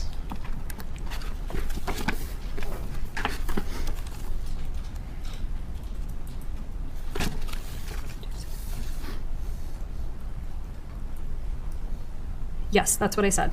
And then page 280, line 22 and 23. Did you also say, well, my parents sounded really surprised, so that's at least a relief? Yes, I see that here. No further questions.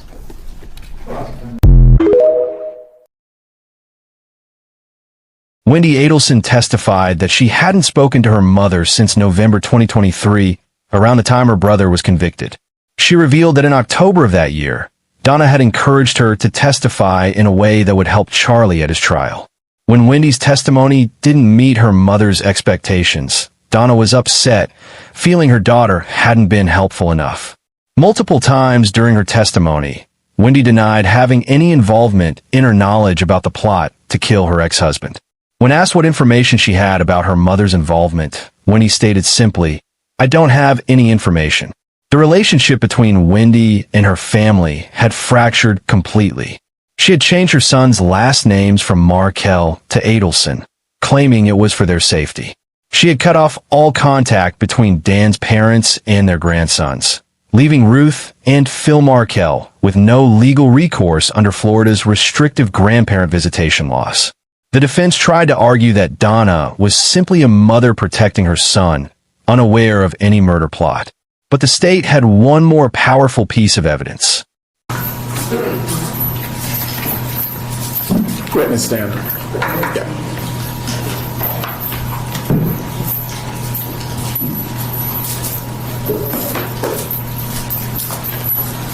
Please raise your right hand as best as you can. Do you swear or affirm the testimony you're about to give will be the truth? Yes. You may take the seat. Please speak loudly and clearly. You may examine Mr. Zellman when you're ready. Thank you, Your Honor. Just a moment.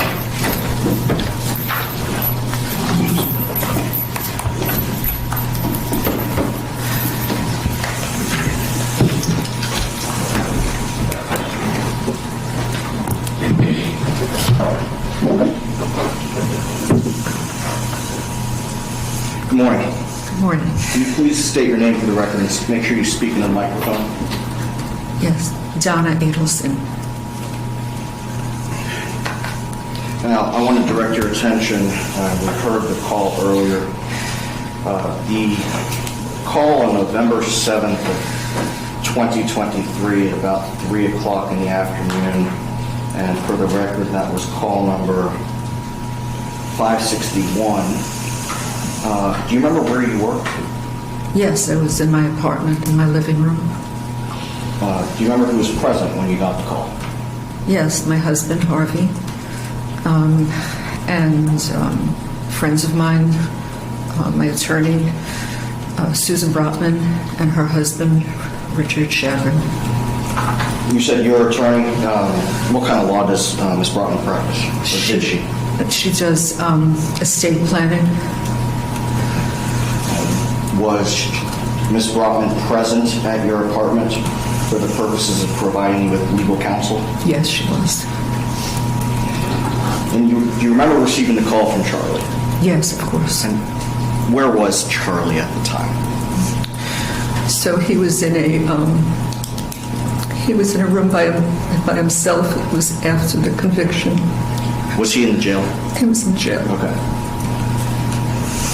What did you do when you saw that Charlie was calling? Answered the phone. And you heard the recording that we played earlier? Yes. And you agreed for your call with your son to be recorded, correct? Yes. As the call was happening, do you know at what point Charlie was no longer on the call?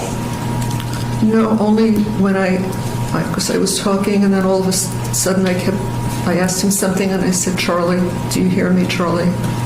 And I said it a few times, and he didn't respond anymore, and I knew the call was over. Now, in the course, during the time that your son was incarcerated in Leon County Jail, did that happen more than, was that a frequent occurrence? Yeah, it happens. It happens a lot, unfortunately. Okay. And would there be times when you didn't realize at first that he was no longer on the call? Yes. Where in your apartment were you when this happened? So I was in my living room.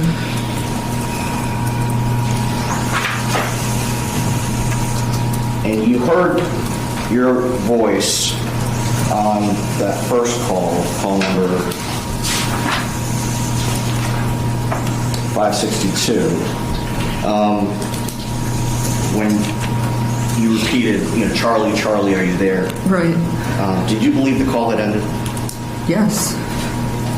And what would, in times prior to this, what would happen after that?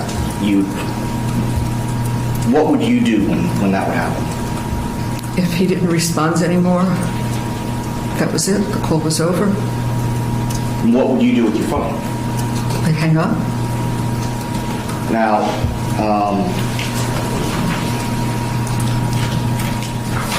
same thing with the call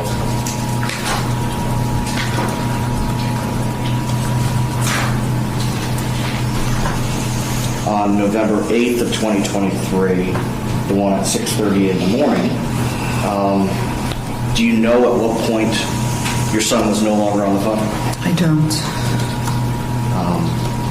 I don't remember the... In either one of those situations, or in both of those situations, did you believe the call was over? Yeah, the call was over. He was gone. And you went about your business? Yes. Now, with respect to the November 7th, 2023 phone call when your attorney, her husband, and your husband were present at your apartment, did you agree for your attorney-client conversation to be recorded? No. Did you agree for your conversation with your husband to be recorded? No, of course not. Now, the following day, did you agree for your subsequent conversation with your husband to be recorded? No.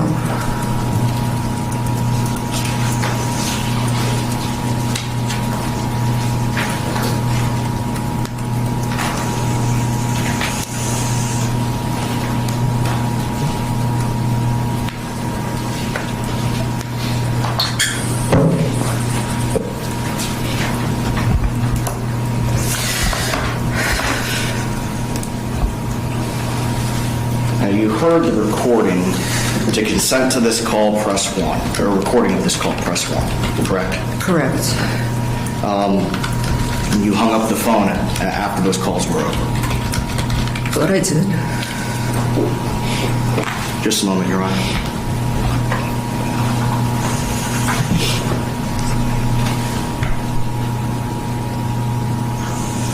Nothing further at this time, Your Honor. Cross-examination.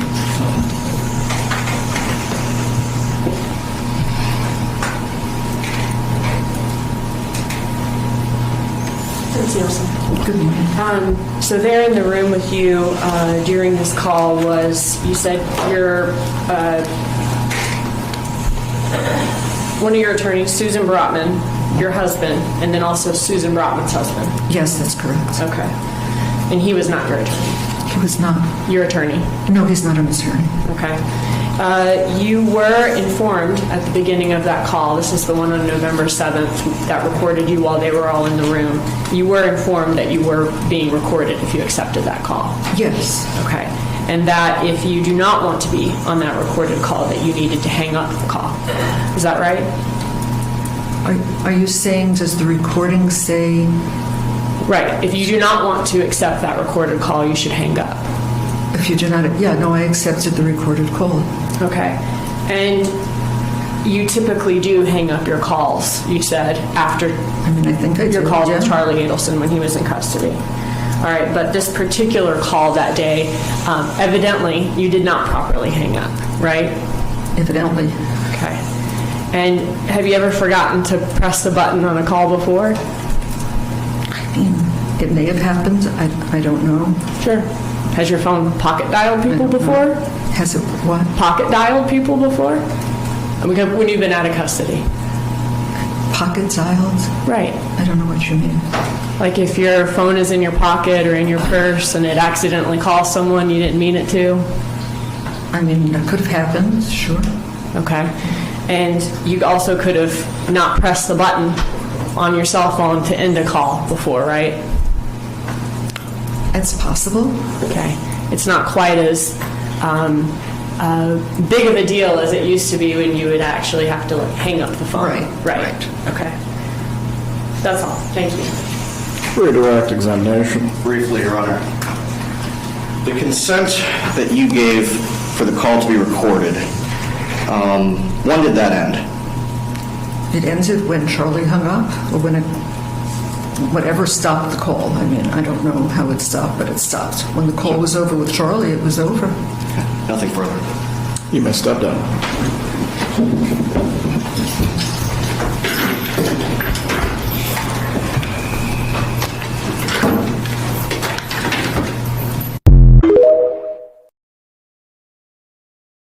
The jail calls between mother and son revealed a relationship built on manipulation and control. Donna wasn't just supporting her son. She was actively involved in managing the conspiracy.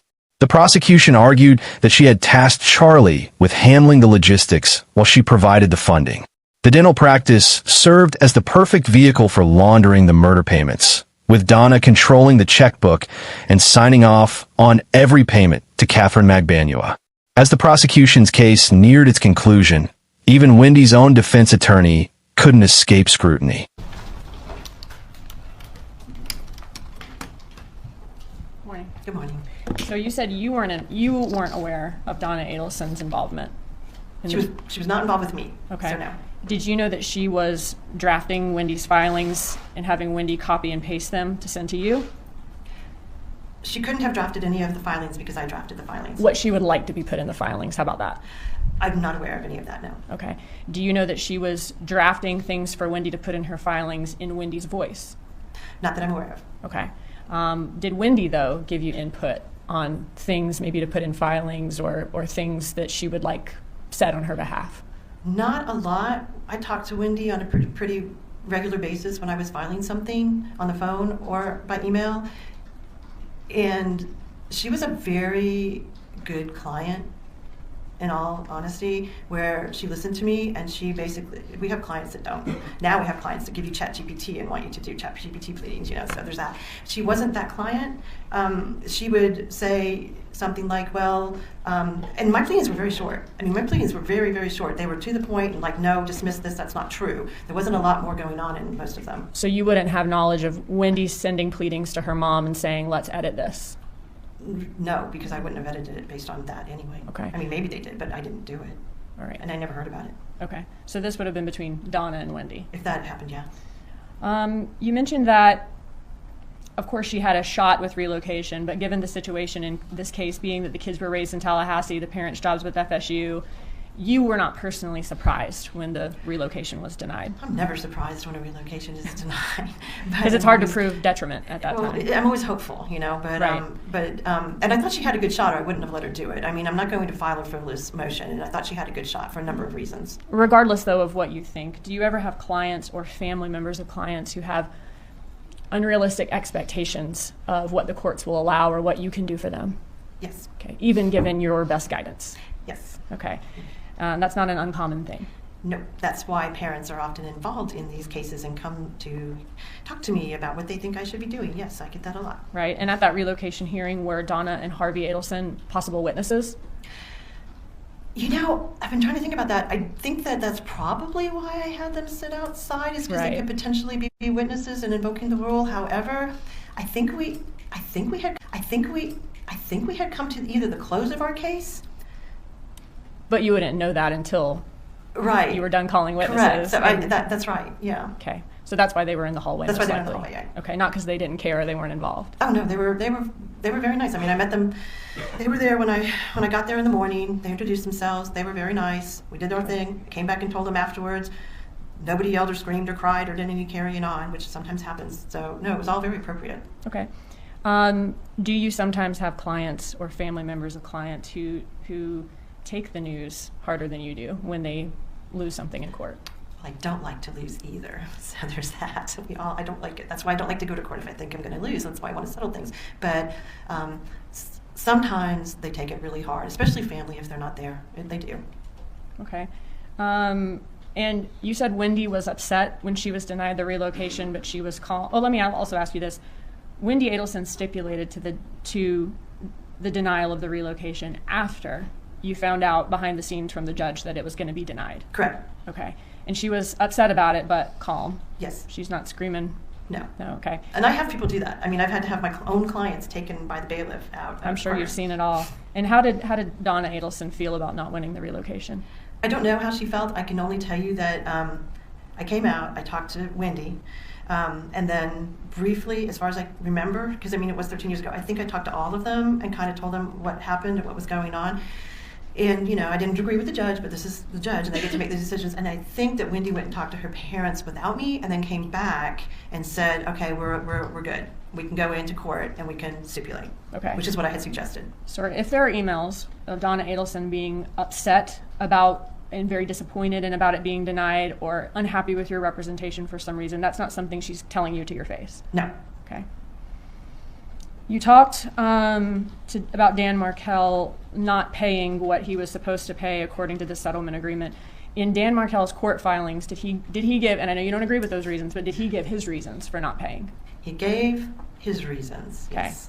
And that included the fact that he was accusing Wendi of noncompliance. That's true. Okay. Eventually, did you seek to have Dan Markel held in contempt of court? I did. It was part of my motion, was to have him held in contempt of court and enforced it. That's not the kind of contempt where I can throw him in jail. Yeah, what does that mean, contempt of court? Can you explain that? So in a child support hearing or an alimony support hearing, if someone doesn't pay their child support or their alimony, we can have someone held in contempt of court and put in jail if we can prove they had the ability to pay, but they're just not paying, and then the court can put them in jail until they pay the amount they're supposed to pay, okay, because they haven't. If it's a property issue, we can't really have him held in contempt of court because it's a property issue, and that was part of why Dan's pleadings didn't make a lot of sense, because he was mixing up property and child issues, and you can't do that. It's strictly property or it's kid issues. In a property issue, it would be a multi-step thing to have him held in contempt of court. He would basically, the judge would have to find that he was not paying, he's willfully not paying. Could I ask you a different question? Okay. I'm sorry. But even in a property situation, the court could put him in jail ultimately, but it would be multiple steps I would have to go through. It wouldn't be just one step. It would be difficult. What ultimately is the consequence of that, is my question.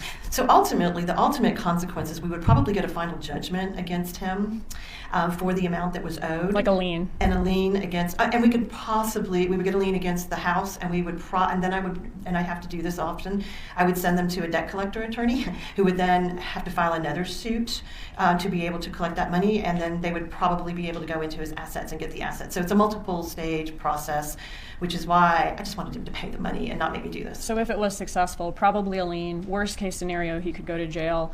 And then him being an attorney, though, could he lose his bar license, possibly, if he's held in contempt of court? Or at least be in trouble with the bar? He could. I've had lawyers held in contempt of court over these issues before. I haven't had one lose their license yet. Okay. But they could. It is a possibility. Did you inform Wendi Adelson that you were seeking to have him held in contempt? Yeah, I'm pretty sure I probably did. Because it's kind of a generalized form. It's a motion for contempt and enforcement. Okay. And then at some point, did he allege that Wendi Adelson should be held in contempt? I don't know if contempt, I can't remember if he actually said she should be held in contempt legally the way that I was using it. I think his pleadings were much more, Wendi should be disbarred. Okay. I mean, that's what he specifically said. Right. She was committing fraud and she should be disbarred. Would you describe this divorce as contentious? I wouldn't describe the divorce as particularly contentious at all compared to most of the divorces I had. I mean, we settled it. I don't settle a lot of my cases where we actually go to week-long trials over things of that nature. I think it was like any divorce where there were ups and downs of moments where it was contentious and not fun, but for the most part, we kind of settled it. We settled it after mediation, and it wasn't a problem. I do think that this whole issue of the enforcement got a little contentious. I really didn't understand it because he paid the first $50,000 fine, and then all of a sudden he decided not to pay the rest, and I didn't really get it and know why he was doing that, because the parenting stuff didn't come up for like several months afterwards. So none of what he was doing made sense. I think he just got upset with Wendi or something. I don't know what it was. Okay, thank you for that information. It wasn't contentious, but you did say that his motions were very personal. His pleadings were very personal. That's where I think it became contentious, is when he did that. Was that personal attacks on both Wendi Adelson and you? Correct. And he was alleging that Wendi Adelson committed fraud, right? Yes. He's alleging you committed fraud. I did. It got so bad that you had to get off the case so that you could be a witness on Wendi Adelson's behalf, right? Correct. That's happened before, though. I mean, I've had that happen before.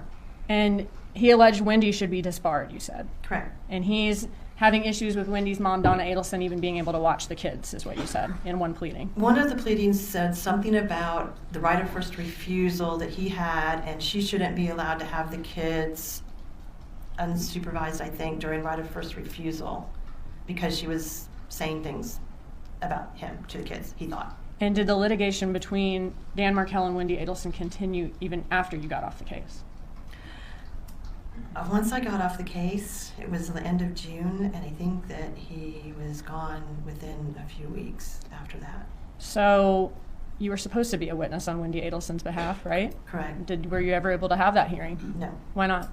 Because I got a call from Jimmy Jenkins when I was in Tampa at something that he was dead. It was pretty shocking. Does that happen very often in your divorces? That does not. We've had a few people get murdered, and I've had a few suicides. Okay. But it's rare, and I remember all of them. Right, but not contentious. Sometimes, I don't know with the suicides, I don't know. That's all. Thank you. Redirect examination. Briefly, Your Honor.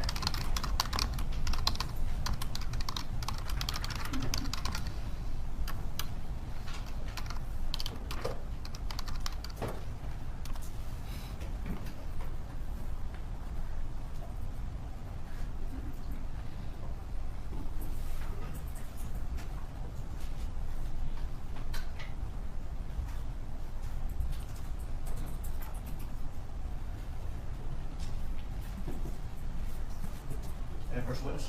You may. Ms. Adelson, I'm going to approach and show you. I'm sorry. States demonstrative A, I think it's going to 1, page 441 of the demonstrative. And I'm holding 454. If you hold that, Sure. please. Okay. Is that the March 26, 2014 pleading that Mr. Markel filed? It appears to be. Can you turn to 454 that I had tabbed? Yes. Is that the prayer for relief for that motion? Yes. Can you direct your attention to the portion that reflects my client's, Donna Adelson's, time with the children? Does that reflect that Mr. Markel was asking that my client's unsupervised time with the children not interfere with his right of first refusal? I think you're talking about paragraph 6, where it says, enjoin the former wife from allowing the maternal grandmother to have unsupervised time with the children consistent with the right of first refusal. That was that right of first refusal. Yes. And to impose appropriate limitations to safeguard the children from being subjected to disparaging comments about their father.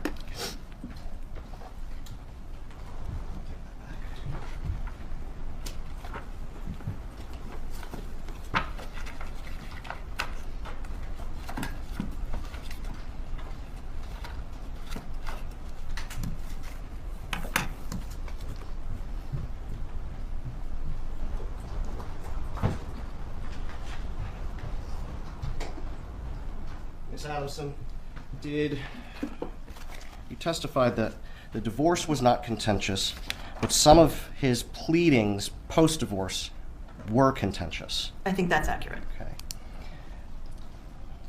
And that his pleadings were personal. He essentially he attacked both Wendi Adelson and yourself. Correct. Okay. Is that what caused you to withdraw? I'm very used to personal attacks. I've had a lot of personal attacks. The only reason, and I'm fine with that, the only reason that I withdrew is because I was going to be a witness, not because I cared what he said about me. Had Mr. Markel not included in his pleadings these attacks, would that hearing have gone forward in May of 2014?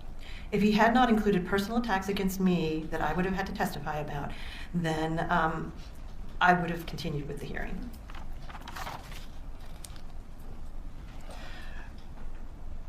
Now, I want to go back to relocation. After the relocation hearing, my client, Donna Adelson, appeared to accept the court's ruling. To you. As far as I know. You don't know what she said privately, do you? I do not. Concerning Wendi Adelson's involvement in drafting of pleadings, I understood your testimony on cross to be that you'll take input from clients, but ultimately you're the one who is drafting the pleadings. I take responsibility for my pleadings, and I've never filed a pleading based upon what a client told me I have to do. I will take input because I don't know all the facts. Sometimes I need more facts from them so that I can do it, but I'm ultimately responsible. My name's on those pleadings. And so you're not going to cut and paste from what a client sends you? Well, sometimes if they send me really good facts, I'll sort of go, oh, these are good facts, and then I'll take the facts and I'll put them in, but not legal arguments or anything like that, no. So if you took facts that were provided to you by Wendi Adelson and put those in the factual statements or arguments concerning pleadings or memoranda, the law is still your own writing. The law is, and I don't really think Wendi, I don't remember that Wendi had much input into any of it, honestly. She wasn't that client. I have clients that are those clients, and she was not that client. I get a lot of ChatGPT now, a lot, telling me what I should be filing. I don't think you're the only one there, ma'am. Had you not withdrawn to be a witness, the motion would have been heard in May of 2014. May or June, whenever it was set. I don't remember exactly when it was set. Okay. Whatever the docket says for whenever it was set, yeah. So if the docket reflects, I think it was May 15th of 2014, the hearing would have gone forward. Correct. The judge would have been able to make a decision on all the pending issues. I believe that's the case. Nothing further. Will this witness be recalled? Just a moment. We'll retain her, but she's free to go about her business. Thank you. You may step down.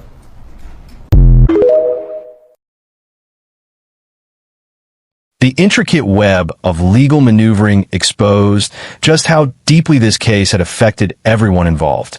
The defense tried to distance Donna from the actual killing, arguing there was no direct evidence proving she planned the hit or funded it personally.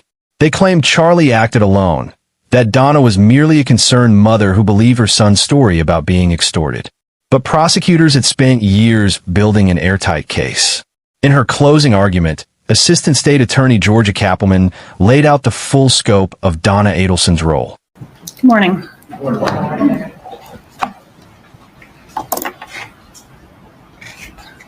Well, this is Dan Markel. He's the victim in this case.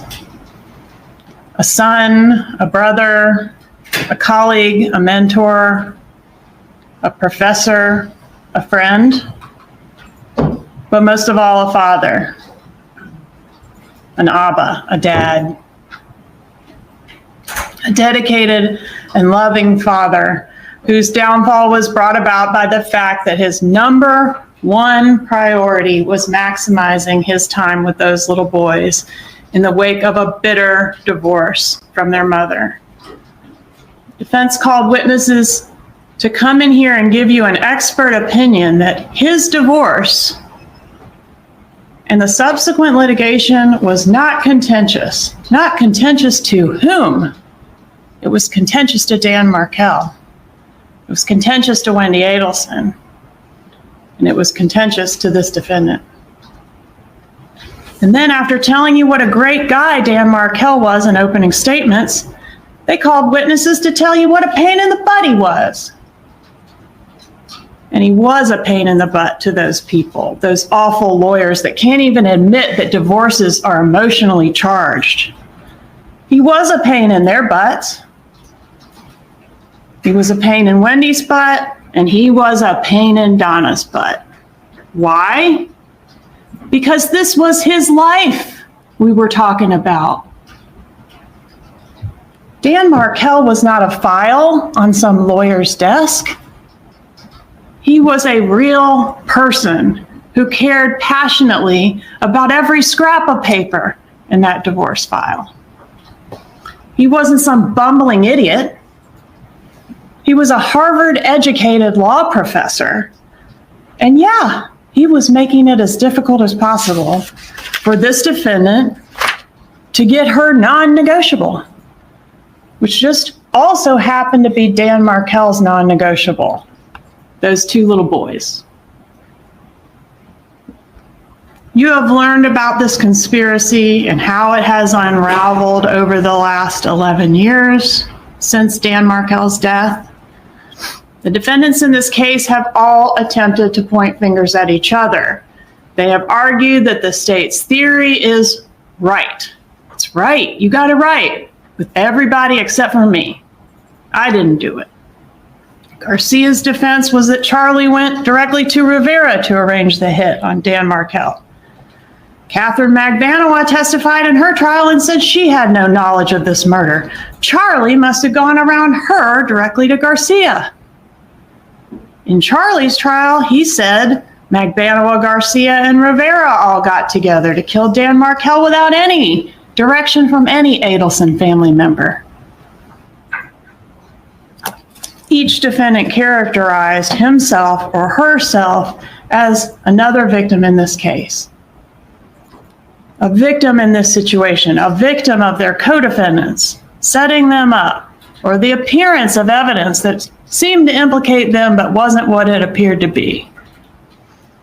But despite their efforts to insulate themselves and to distance themselves from their co-conspirators, they made enough mistakes to get themselves caught and held accountable for their respective roles in this conspiracy. And today is Donna Adelson's turn. Despite their efforts to play victims, Dan Markel is still the only victim in this case. And the only thing he was guilty of was fighting like hell for those little boys. And he lost. He lost everything. This is what he looked like before. This defendant conspired to hire a hitman to have him killed, and this is what he looked like after. The evidence has shown that on July 18th, 2014, this brilliant, accomplished, beloved man was gunned down in cold blood in his own garage. This horrific death ultimately set the police down two separate paths, following the two most promising leads that they had. The first lead was to chase down that Prius that, thank God, Mr. Geiger caught a glimpse of pulling out of the driveway that morning. And the second path was to ask, as we would with any murder investigation, who had a motive to want him dead? And within 1 hour of the shooting, well before Professor Markel had even been pronounced dead, this path was already pointing to the defendant when Wendi Adelson revealed to officers that her parents had more reason to dislike her ex than anyone else. And what offense had Mr. Markel committed against Donna Adelson and her family, refusing to let his children be taken away from him? Objecting to her telling his kids that he's stupid? The evidence has shown that Donna Adelson was all about psychological warfare, and when all else failed, she was willing to do whatever it took to accomplish her non-negotiable, to get a win. In order for you to render a verdict of guilty, the state must prove to you beyond a reasonable doubt that these crimes were committed and that this defendant is the person who committed the crimes, or in this case, one of the persons who committed the crimes. It is undisputed that these crimes were committed. This was a first-degree murder. No doubt about that. But who did it? The only issue left is identification, or what we call ID. The defense told you in openings, motive doesn't really matter. Don't pay attention to all the motive. Don't pay attention to all the emails. But motive can be compelling proof of who done it. Identification. And thus, critical to your determination of the defendant as one of the persons that committed this crime. Despite some of the testimony that you heard, it is clear that the divorce between Wendi and Dan was contentious. Except the person who cared most about Wendi's divorce and relocation specifically wasn't Wendi. It was her mother. Charlie Adelson solicited Katherine Magbanua to kill Dan Markel, but why? Who solicited Charlie? Because Charlie didn't care about the Adelson family getting a win against Dan Markel. He didn't care about relocation. He didn't care about Wendi's divorce. He cared about go-karts and jet skis and pretty girls. But he also cared about getting things done for the number one woman in his life, and that was his mother.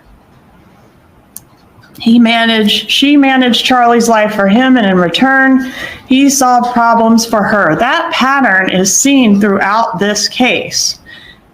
He talks to Wendi on the defendant's behalf to get her to pull the plug on the Tallahassee house, to date Dave and invite him to Mother's Day, to pursue a medical malpractice job, even though that's not even her area of the law, and on and on and on. She micromanaged Wendi's life.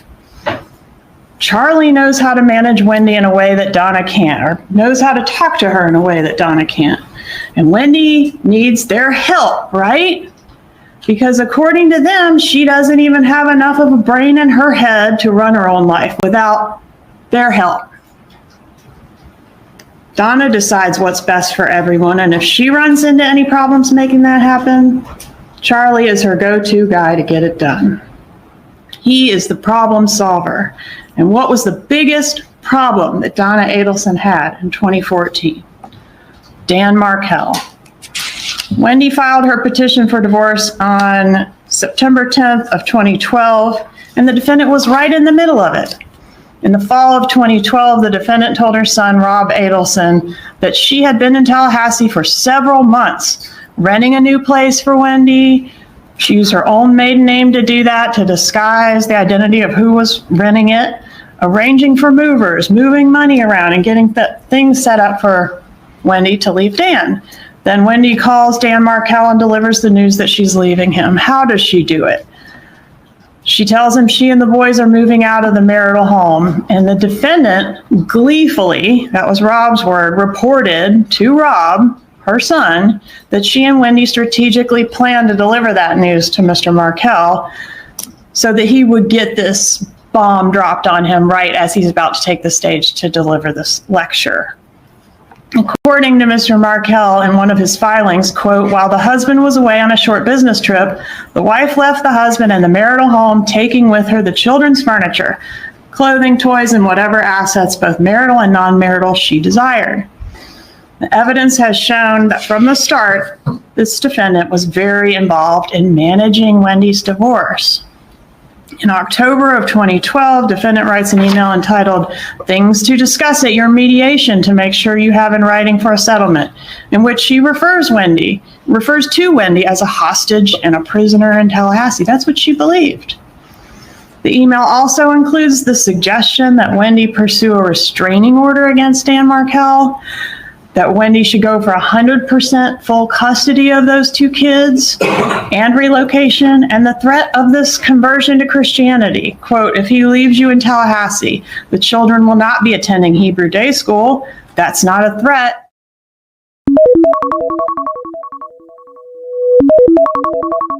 Just a warning. A warning that her friend, Ms. Cunningham, on the stand dismissed. Oh, that was just a foolish thing to say, right?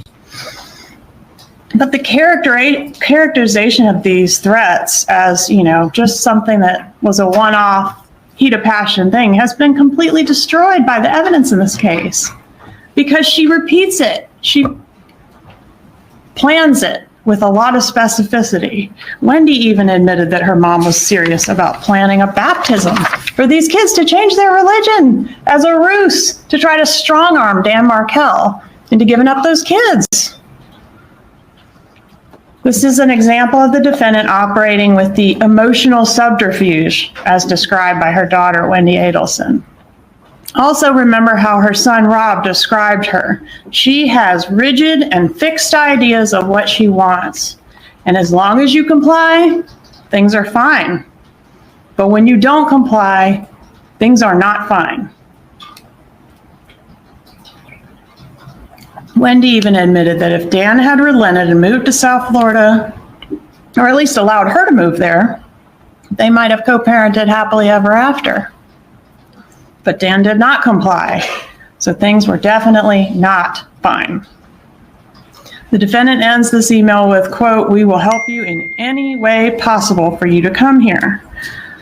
In October, this defendant drafted language for Wendi's petition to relocate, including allegations that Wendi had been upset about having to live in Tallahassee since 2005, and a mention of putting the boys in a Christian school and on a non-kosher diet. Again, that's not a threat, just a reality. And the suggestion that the boys live in South Florida with Wendi and Dan just fly back and forth to see his kids. He can just come see them every other weekend by airplane. Doesn't that sound like an amicable, equal time sharing that the lawyers for the defense described was going on here?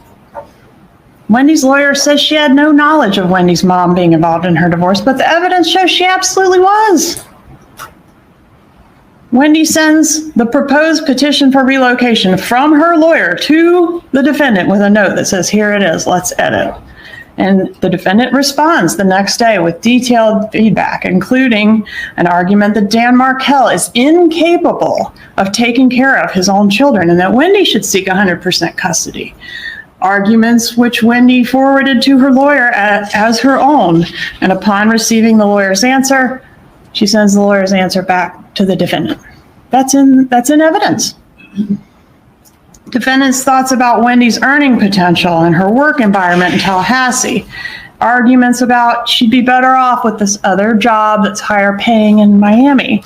And defendant says she's been living in Tallahassee, that she, the defendant, has been living in Tallahassee since the petition was filed to help Wendi with the boys. In January of 2013, the defendant advises Wendi on her amended petition to relocate. And this is where the argument is raised about the job as a major bargaining chip in the divorce. The defendant writes here that Dan needs to know that there's no way in hell Wendi is going to stay at FSU. On January 14th, Wendi files an amended petition with request to relocate, which you can read and see. The petition contains many of the defendant's arguments. She couches this relocation in terms of not only important, but like a matter of life and death.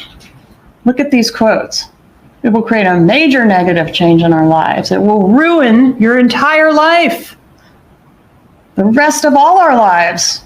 Mine, Dad's, and even Charlie's will be affected by how well she can perform and act before July 31st to try to get this relocation thing turned around. Donna has even started pre-screening men for Wendi to date in the Miami area.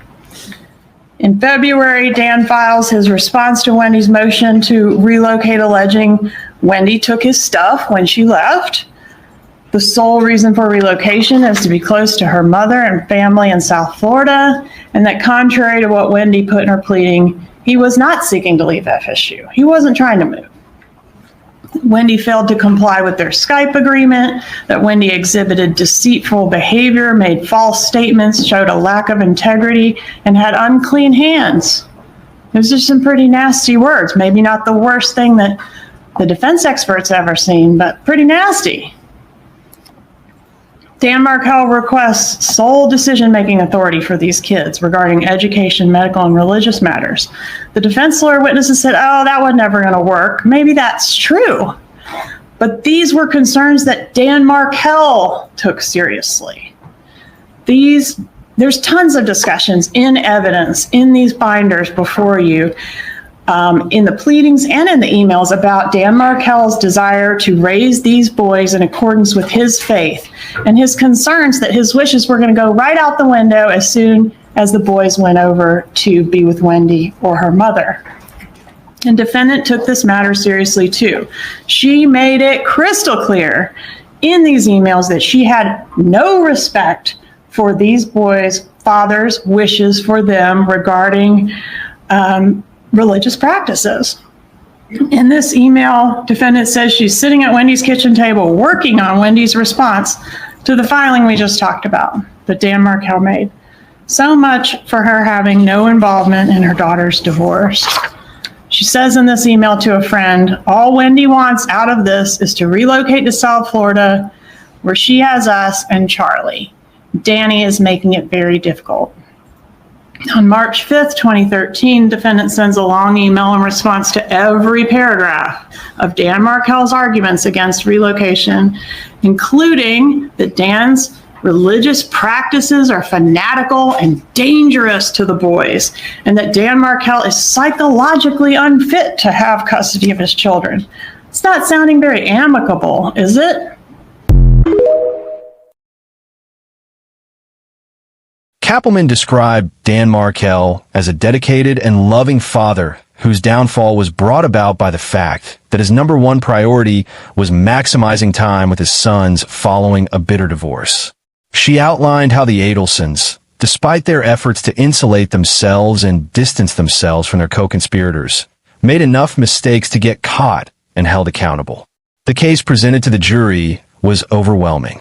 The wiretap phone calls, the bump operation, the checks signed by Donna to Katherine Magbanua for work never performed, the airport arrest with one-way tickets to Vietnam, the discussions about non-extradition countries. Every piece of evidence pointed to one conclusion. Donna Adelson wasn't just aware of the plot to kill Dan Markel. She was its architect.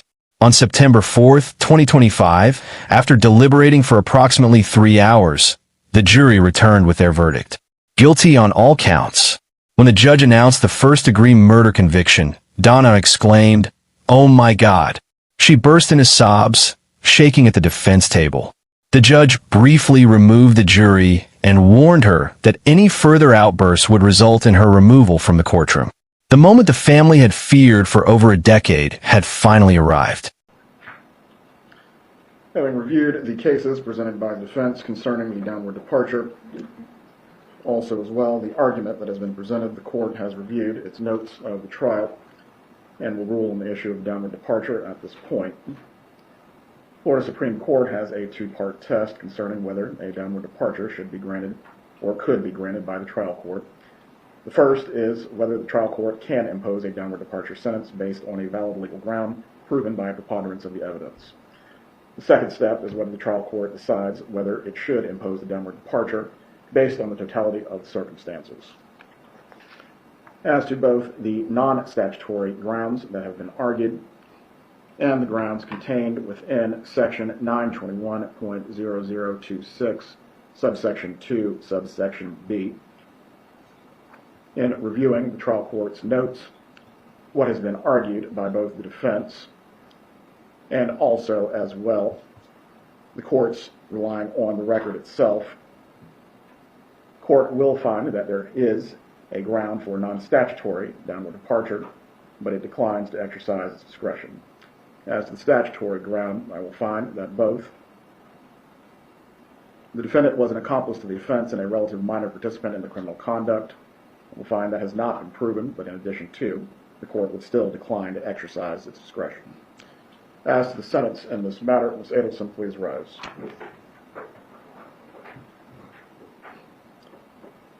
Level of planning and coordination to bring the murder of Professor Markel to fruition was significant in this case. These were not crimes of chance or opportunity, and these crimes also required you to conspire with your son and others. You certainly can choose to deny your involvement and maintain innocence. The court finds the evidence in this case is clear. You will be sentenced accordingly this afternoon. The jury has found you guilty on charges of first-degree murder, conspiracy to commit first-degree murder, and solicitation to commit first-degree murder, and the court previously adjudicated you guilty as to these same charges on September 4th of this year. On count 1 of the indictment for first-degree murder, you are hereby sentenced to life imprisonment without the possibility of parole or release, pursuant to sections 782.04 and 775.082 sub 1 sub A Florida statutes. On count 2 of the indictment, conspiracy to commit first-degree murder, you are hereby sentenced to 30 years in Department of Corrections that will run consecutive to count 1. The court will also sentence you to 30 years in the Department of Corrections on count 3. Counts 2 and 3 are to run concurrent with each other, but consecutive to count 1.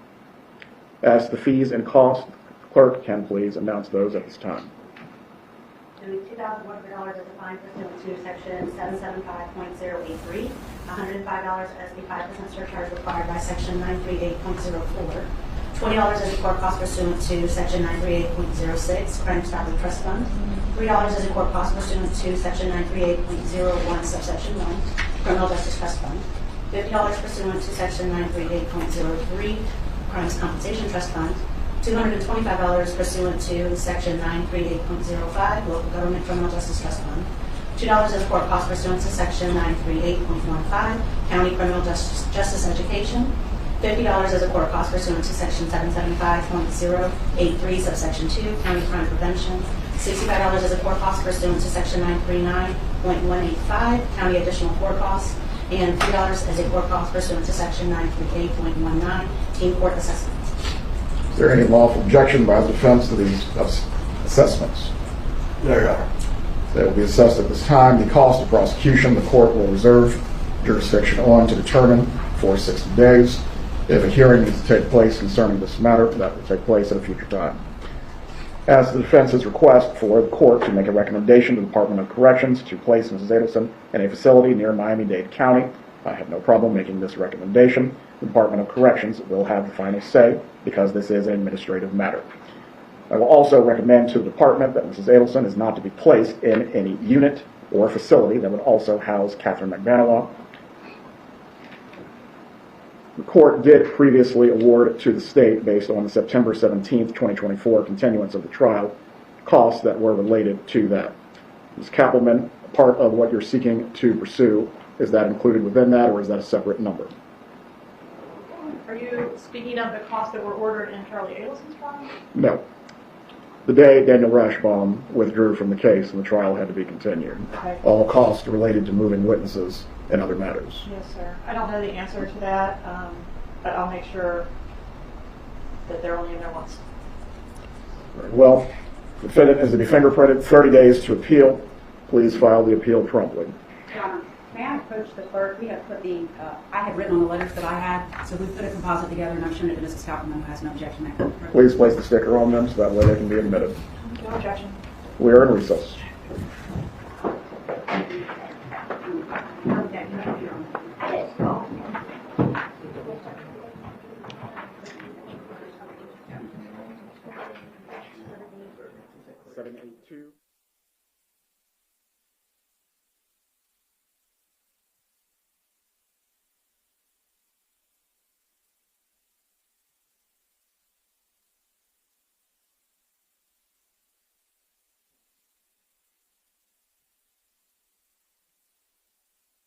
On October 13th, 2025, Donna Adelson was sentenced to life imprisonment for first-degree murder, plus an additional 30 years each for conspiracy and solicitation. She was 75 years old, facing the rest of her life behind bars. Before sentencing, Dan Markel's parents finally had the opportunity to address the woman who orchestrated their son's murder. Ruth Markel, Dan's mother, delivered an emotional statement describing the family's profound sadness and grief. "We have lost a treasure," she said, her voice breaking. "My son Dan's life was cut tragically short at 41 years old. For 11 years, we have been forced to live a life filled with unimaginable pain and heartbreak." Phil Markel's statement was equally powerful. Looking directly at Donna Adelson with tears in her eyes, he asked simply, "Was it worth it?" The courtroom sat in heavy silence. Donna Adelson's conviction marked the fifth person found guilty in this elaborate murder-for-hire conspiracy. Sigfredo Garcia, the triggerman, is serving life without parole. Luis Rivera, who cooperated with authorities, is serving 19 years. Katherine Magbanua is serving life plus 2 consecutive 30-year sentences. Charlie Adelson is serving life plus 60 years. And now Donna, the matriarch who prosecutors say set everything in motion, will spend the rest of her life in prison. But this case raises questions that extend far beyond the courtroom. How does a grandmother's desire to be close to her grandchildren transform into a willingness to orchestrate murder? At what point did family loyalty cross the line into criminal conspiracy? And how many lives were destroyed in the pursuit of one woman's vision of what her family should look like? Dan Markel's 2 sons grew up without their father. They were separated from their paternal grandparents, denied the right to know the Markel side of their family. They had their last name changed, their identity reshaped by the same people who took their father away from them. Those boys are the innocent victims in all of this, caught in a web of adult decisions and criminal actions they could never have understood. Wendi Adelson has never been charged with any crime, though questions about her knowledge and involvement continue to circulate. Her father, Harvey Adelson, who was with Donna when they attempted to flee to Vietnam, also remains uncharged. Whether they will ever face justice is a question that only time and ongoing investigations can answer.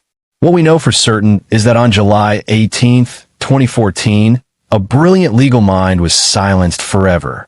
Dan Markel, who dedicated his career to understanding punishment in the criminal justice system, became the victim of the very violence he studied. His murder wasn't random. It wasn't a crime of passion. It was calculated, paid for, and carried out by people who believed they could get away with it because of their wealth, their connections, and their careful planning.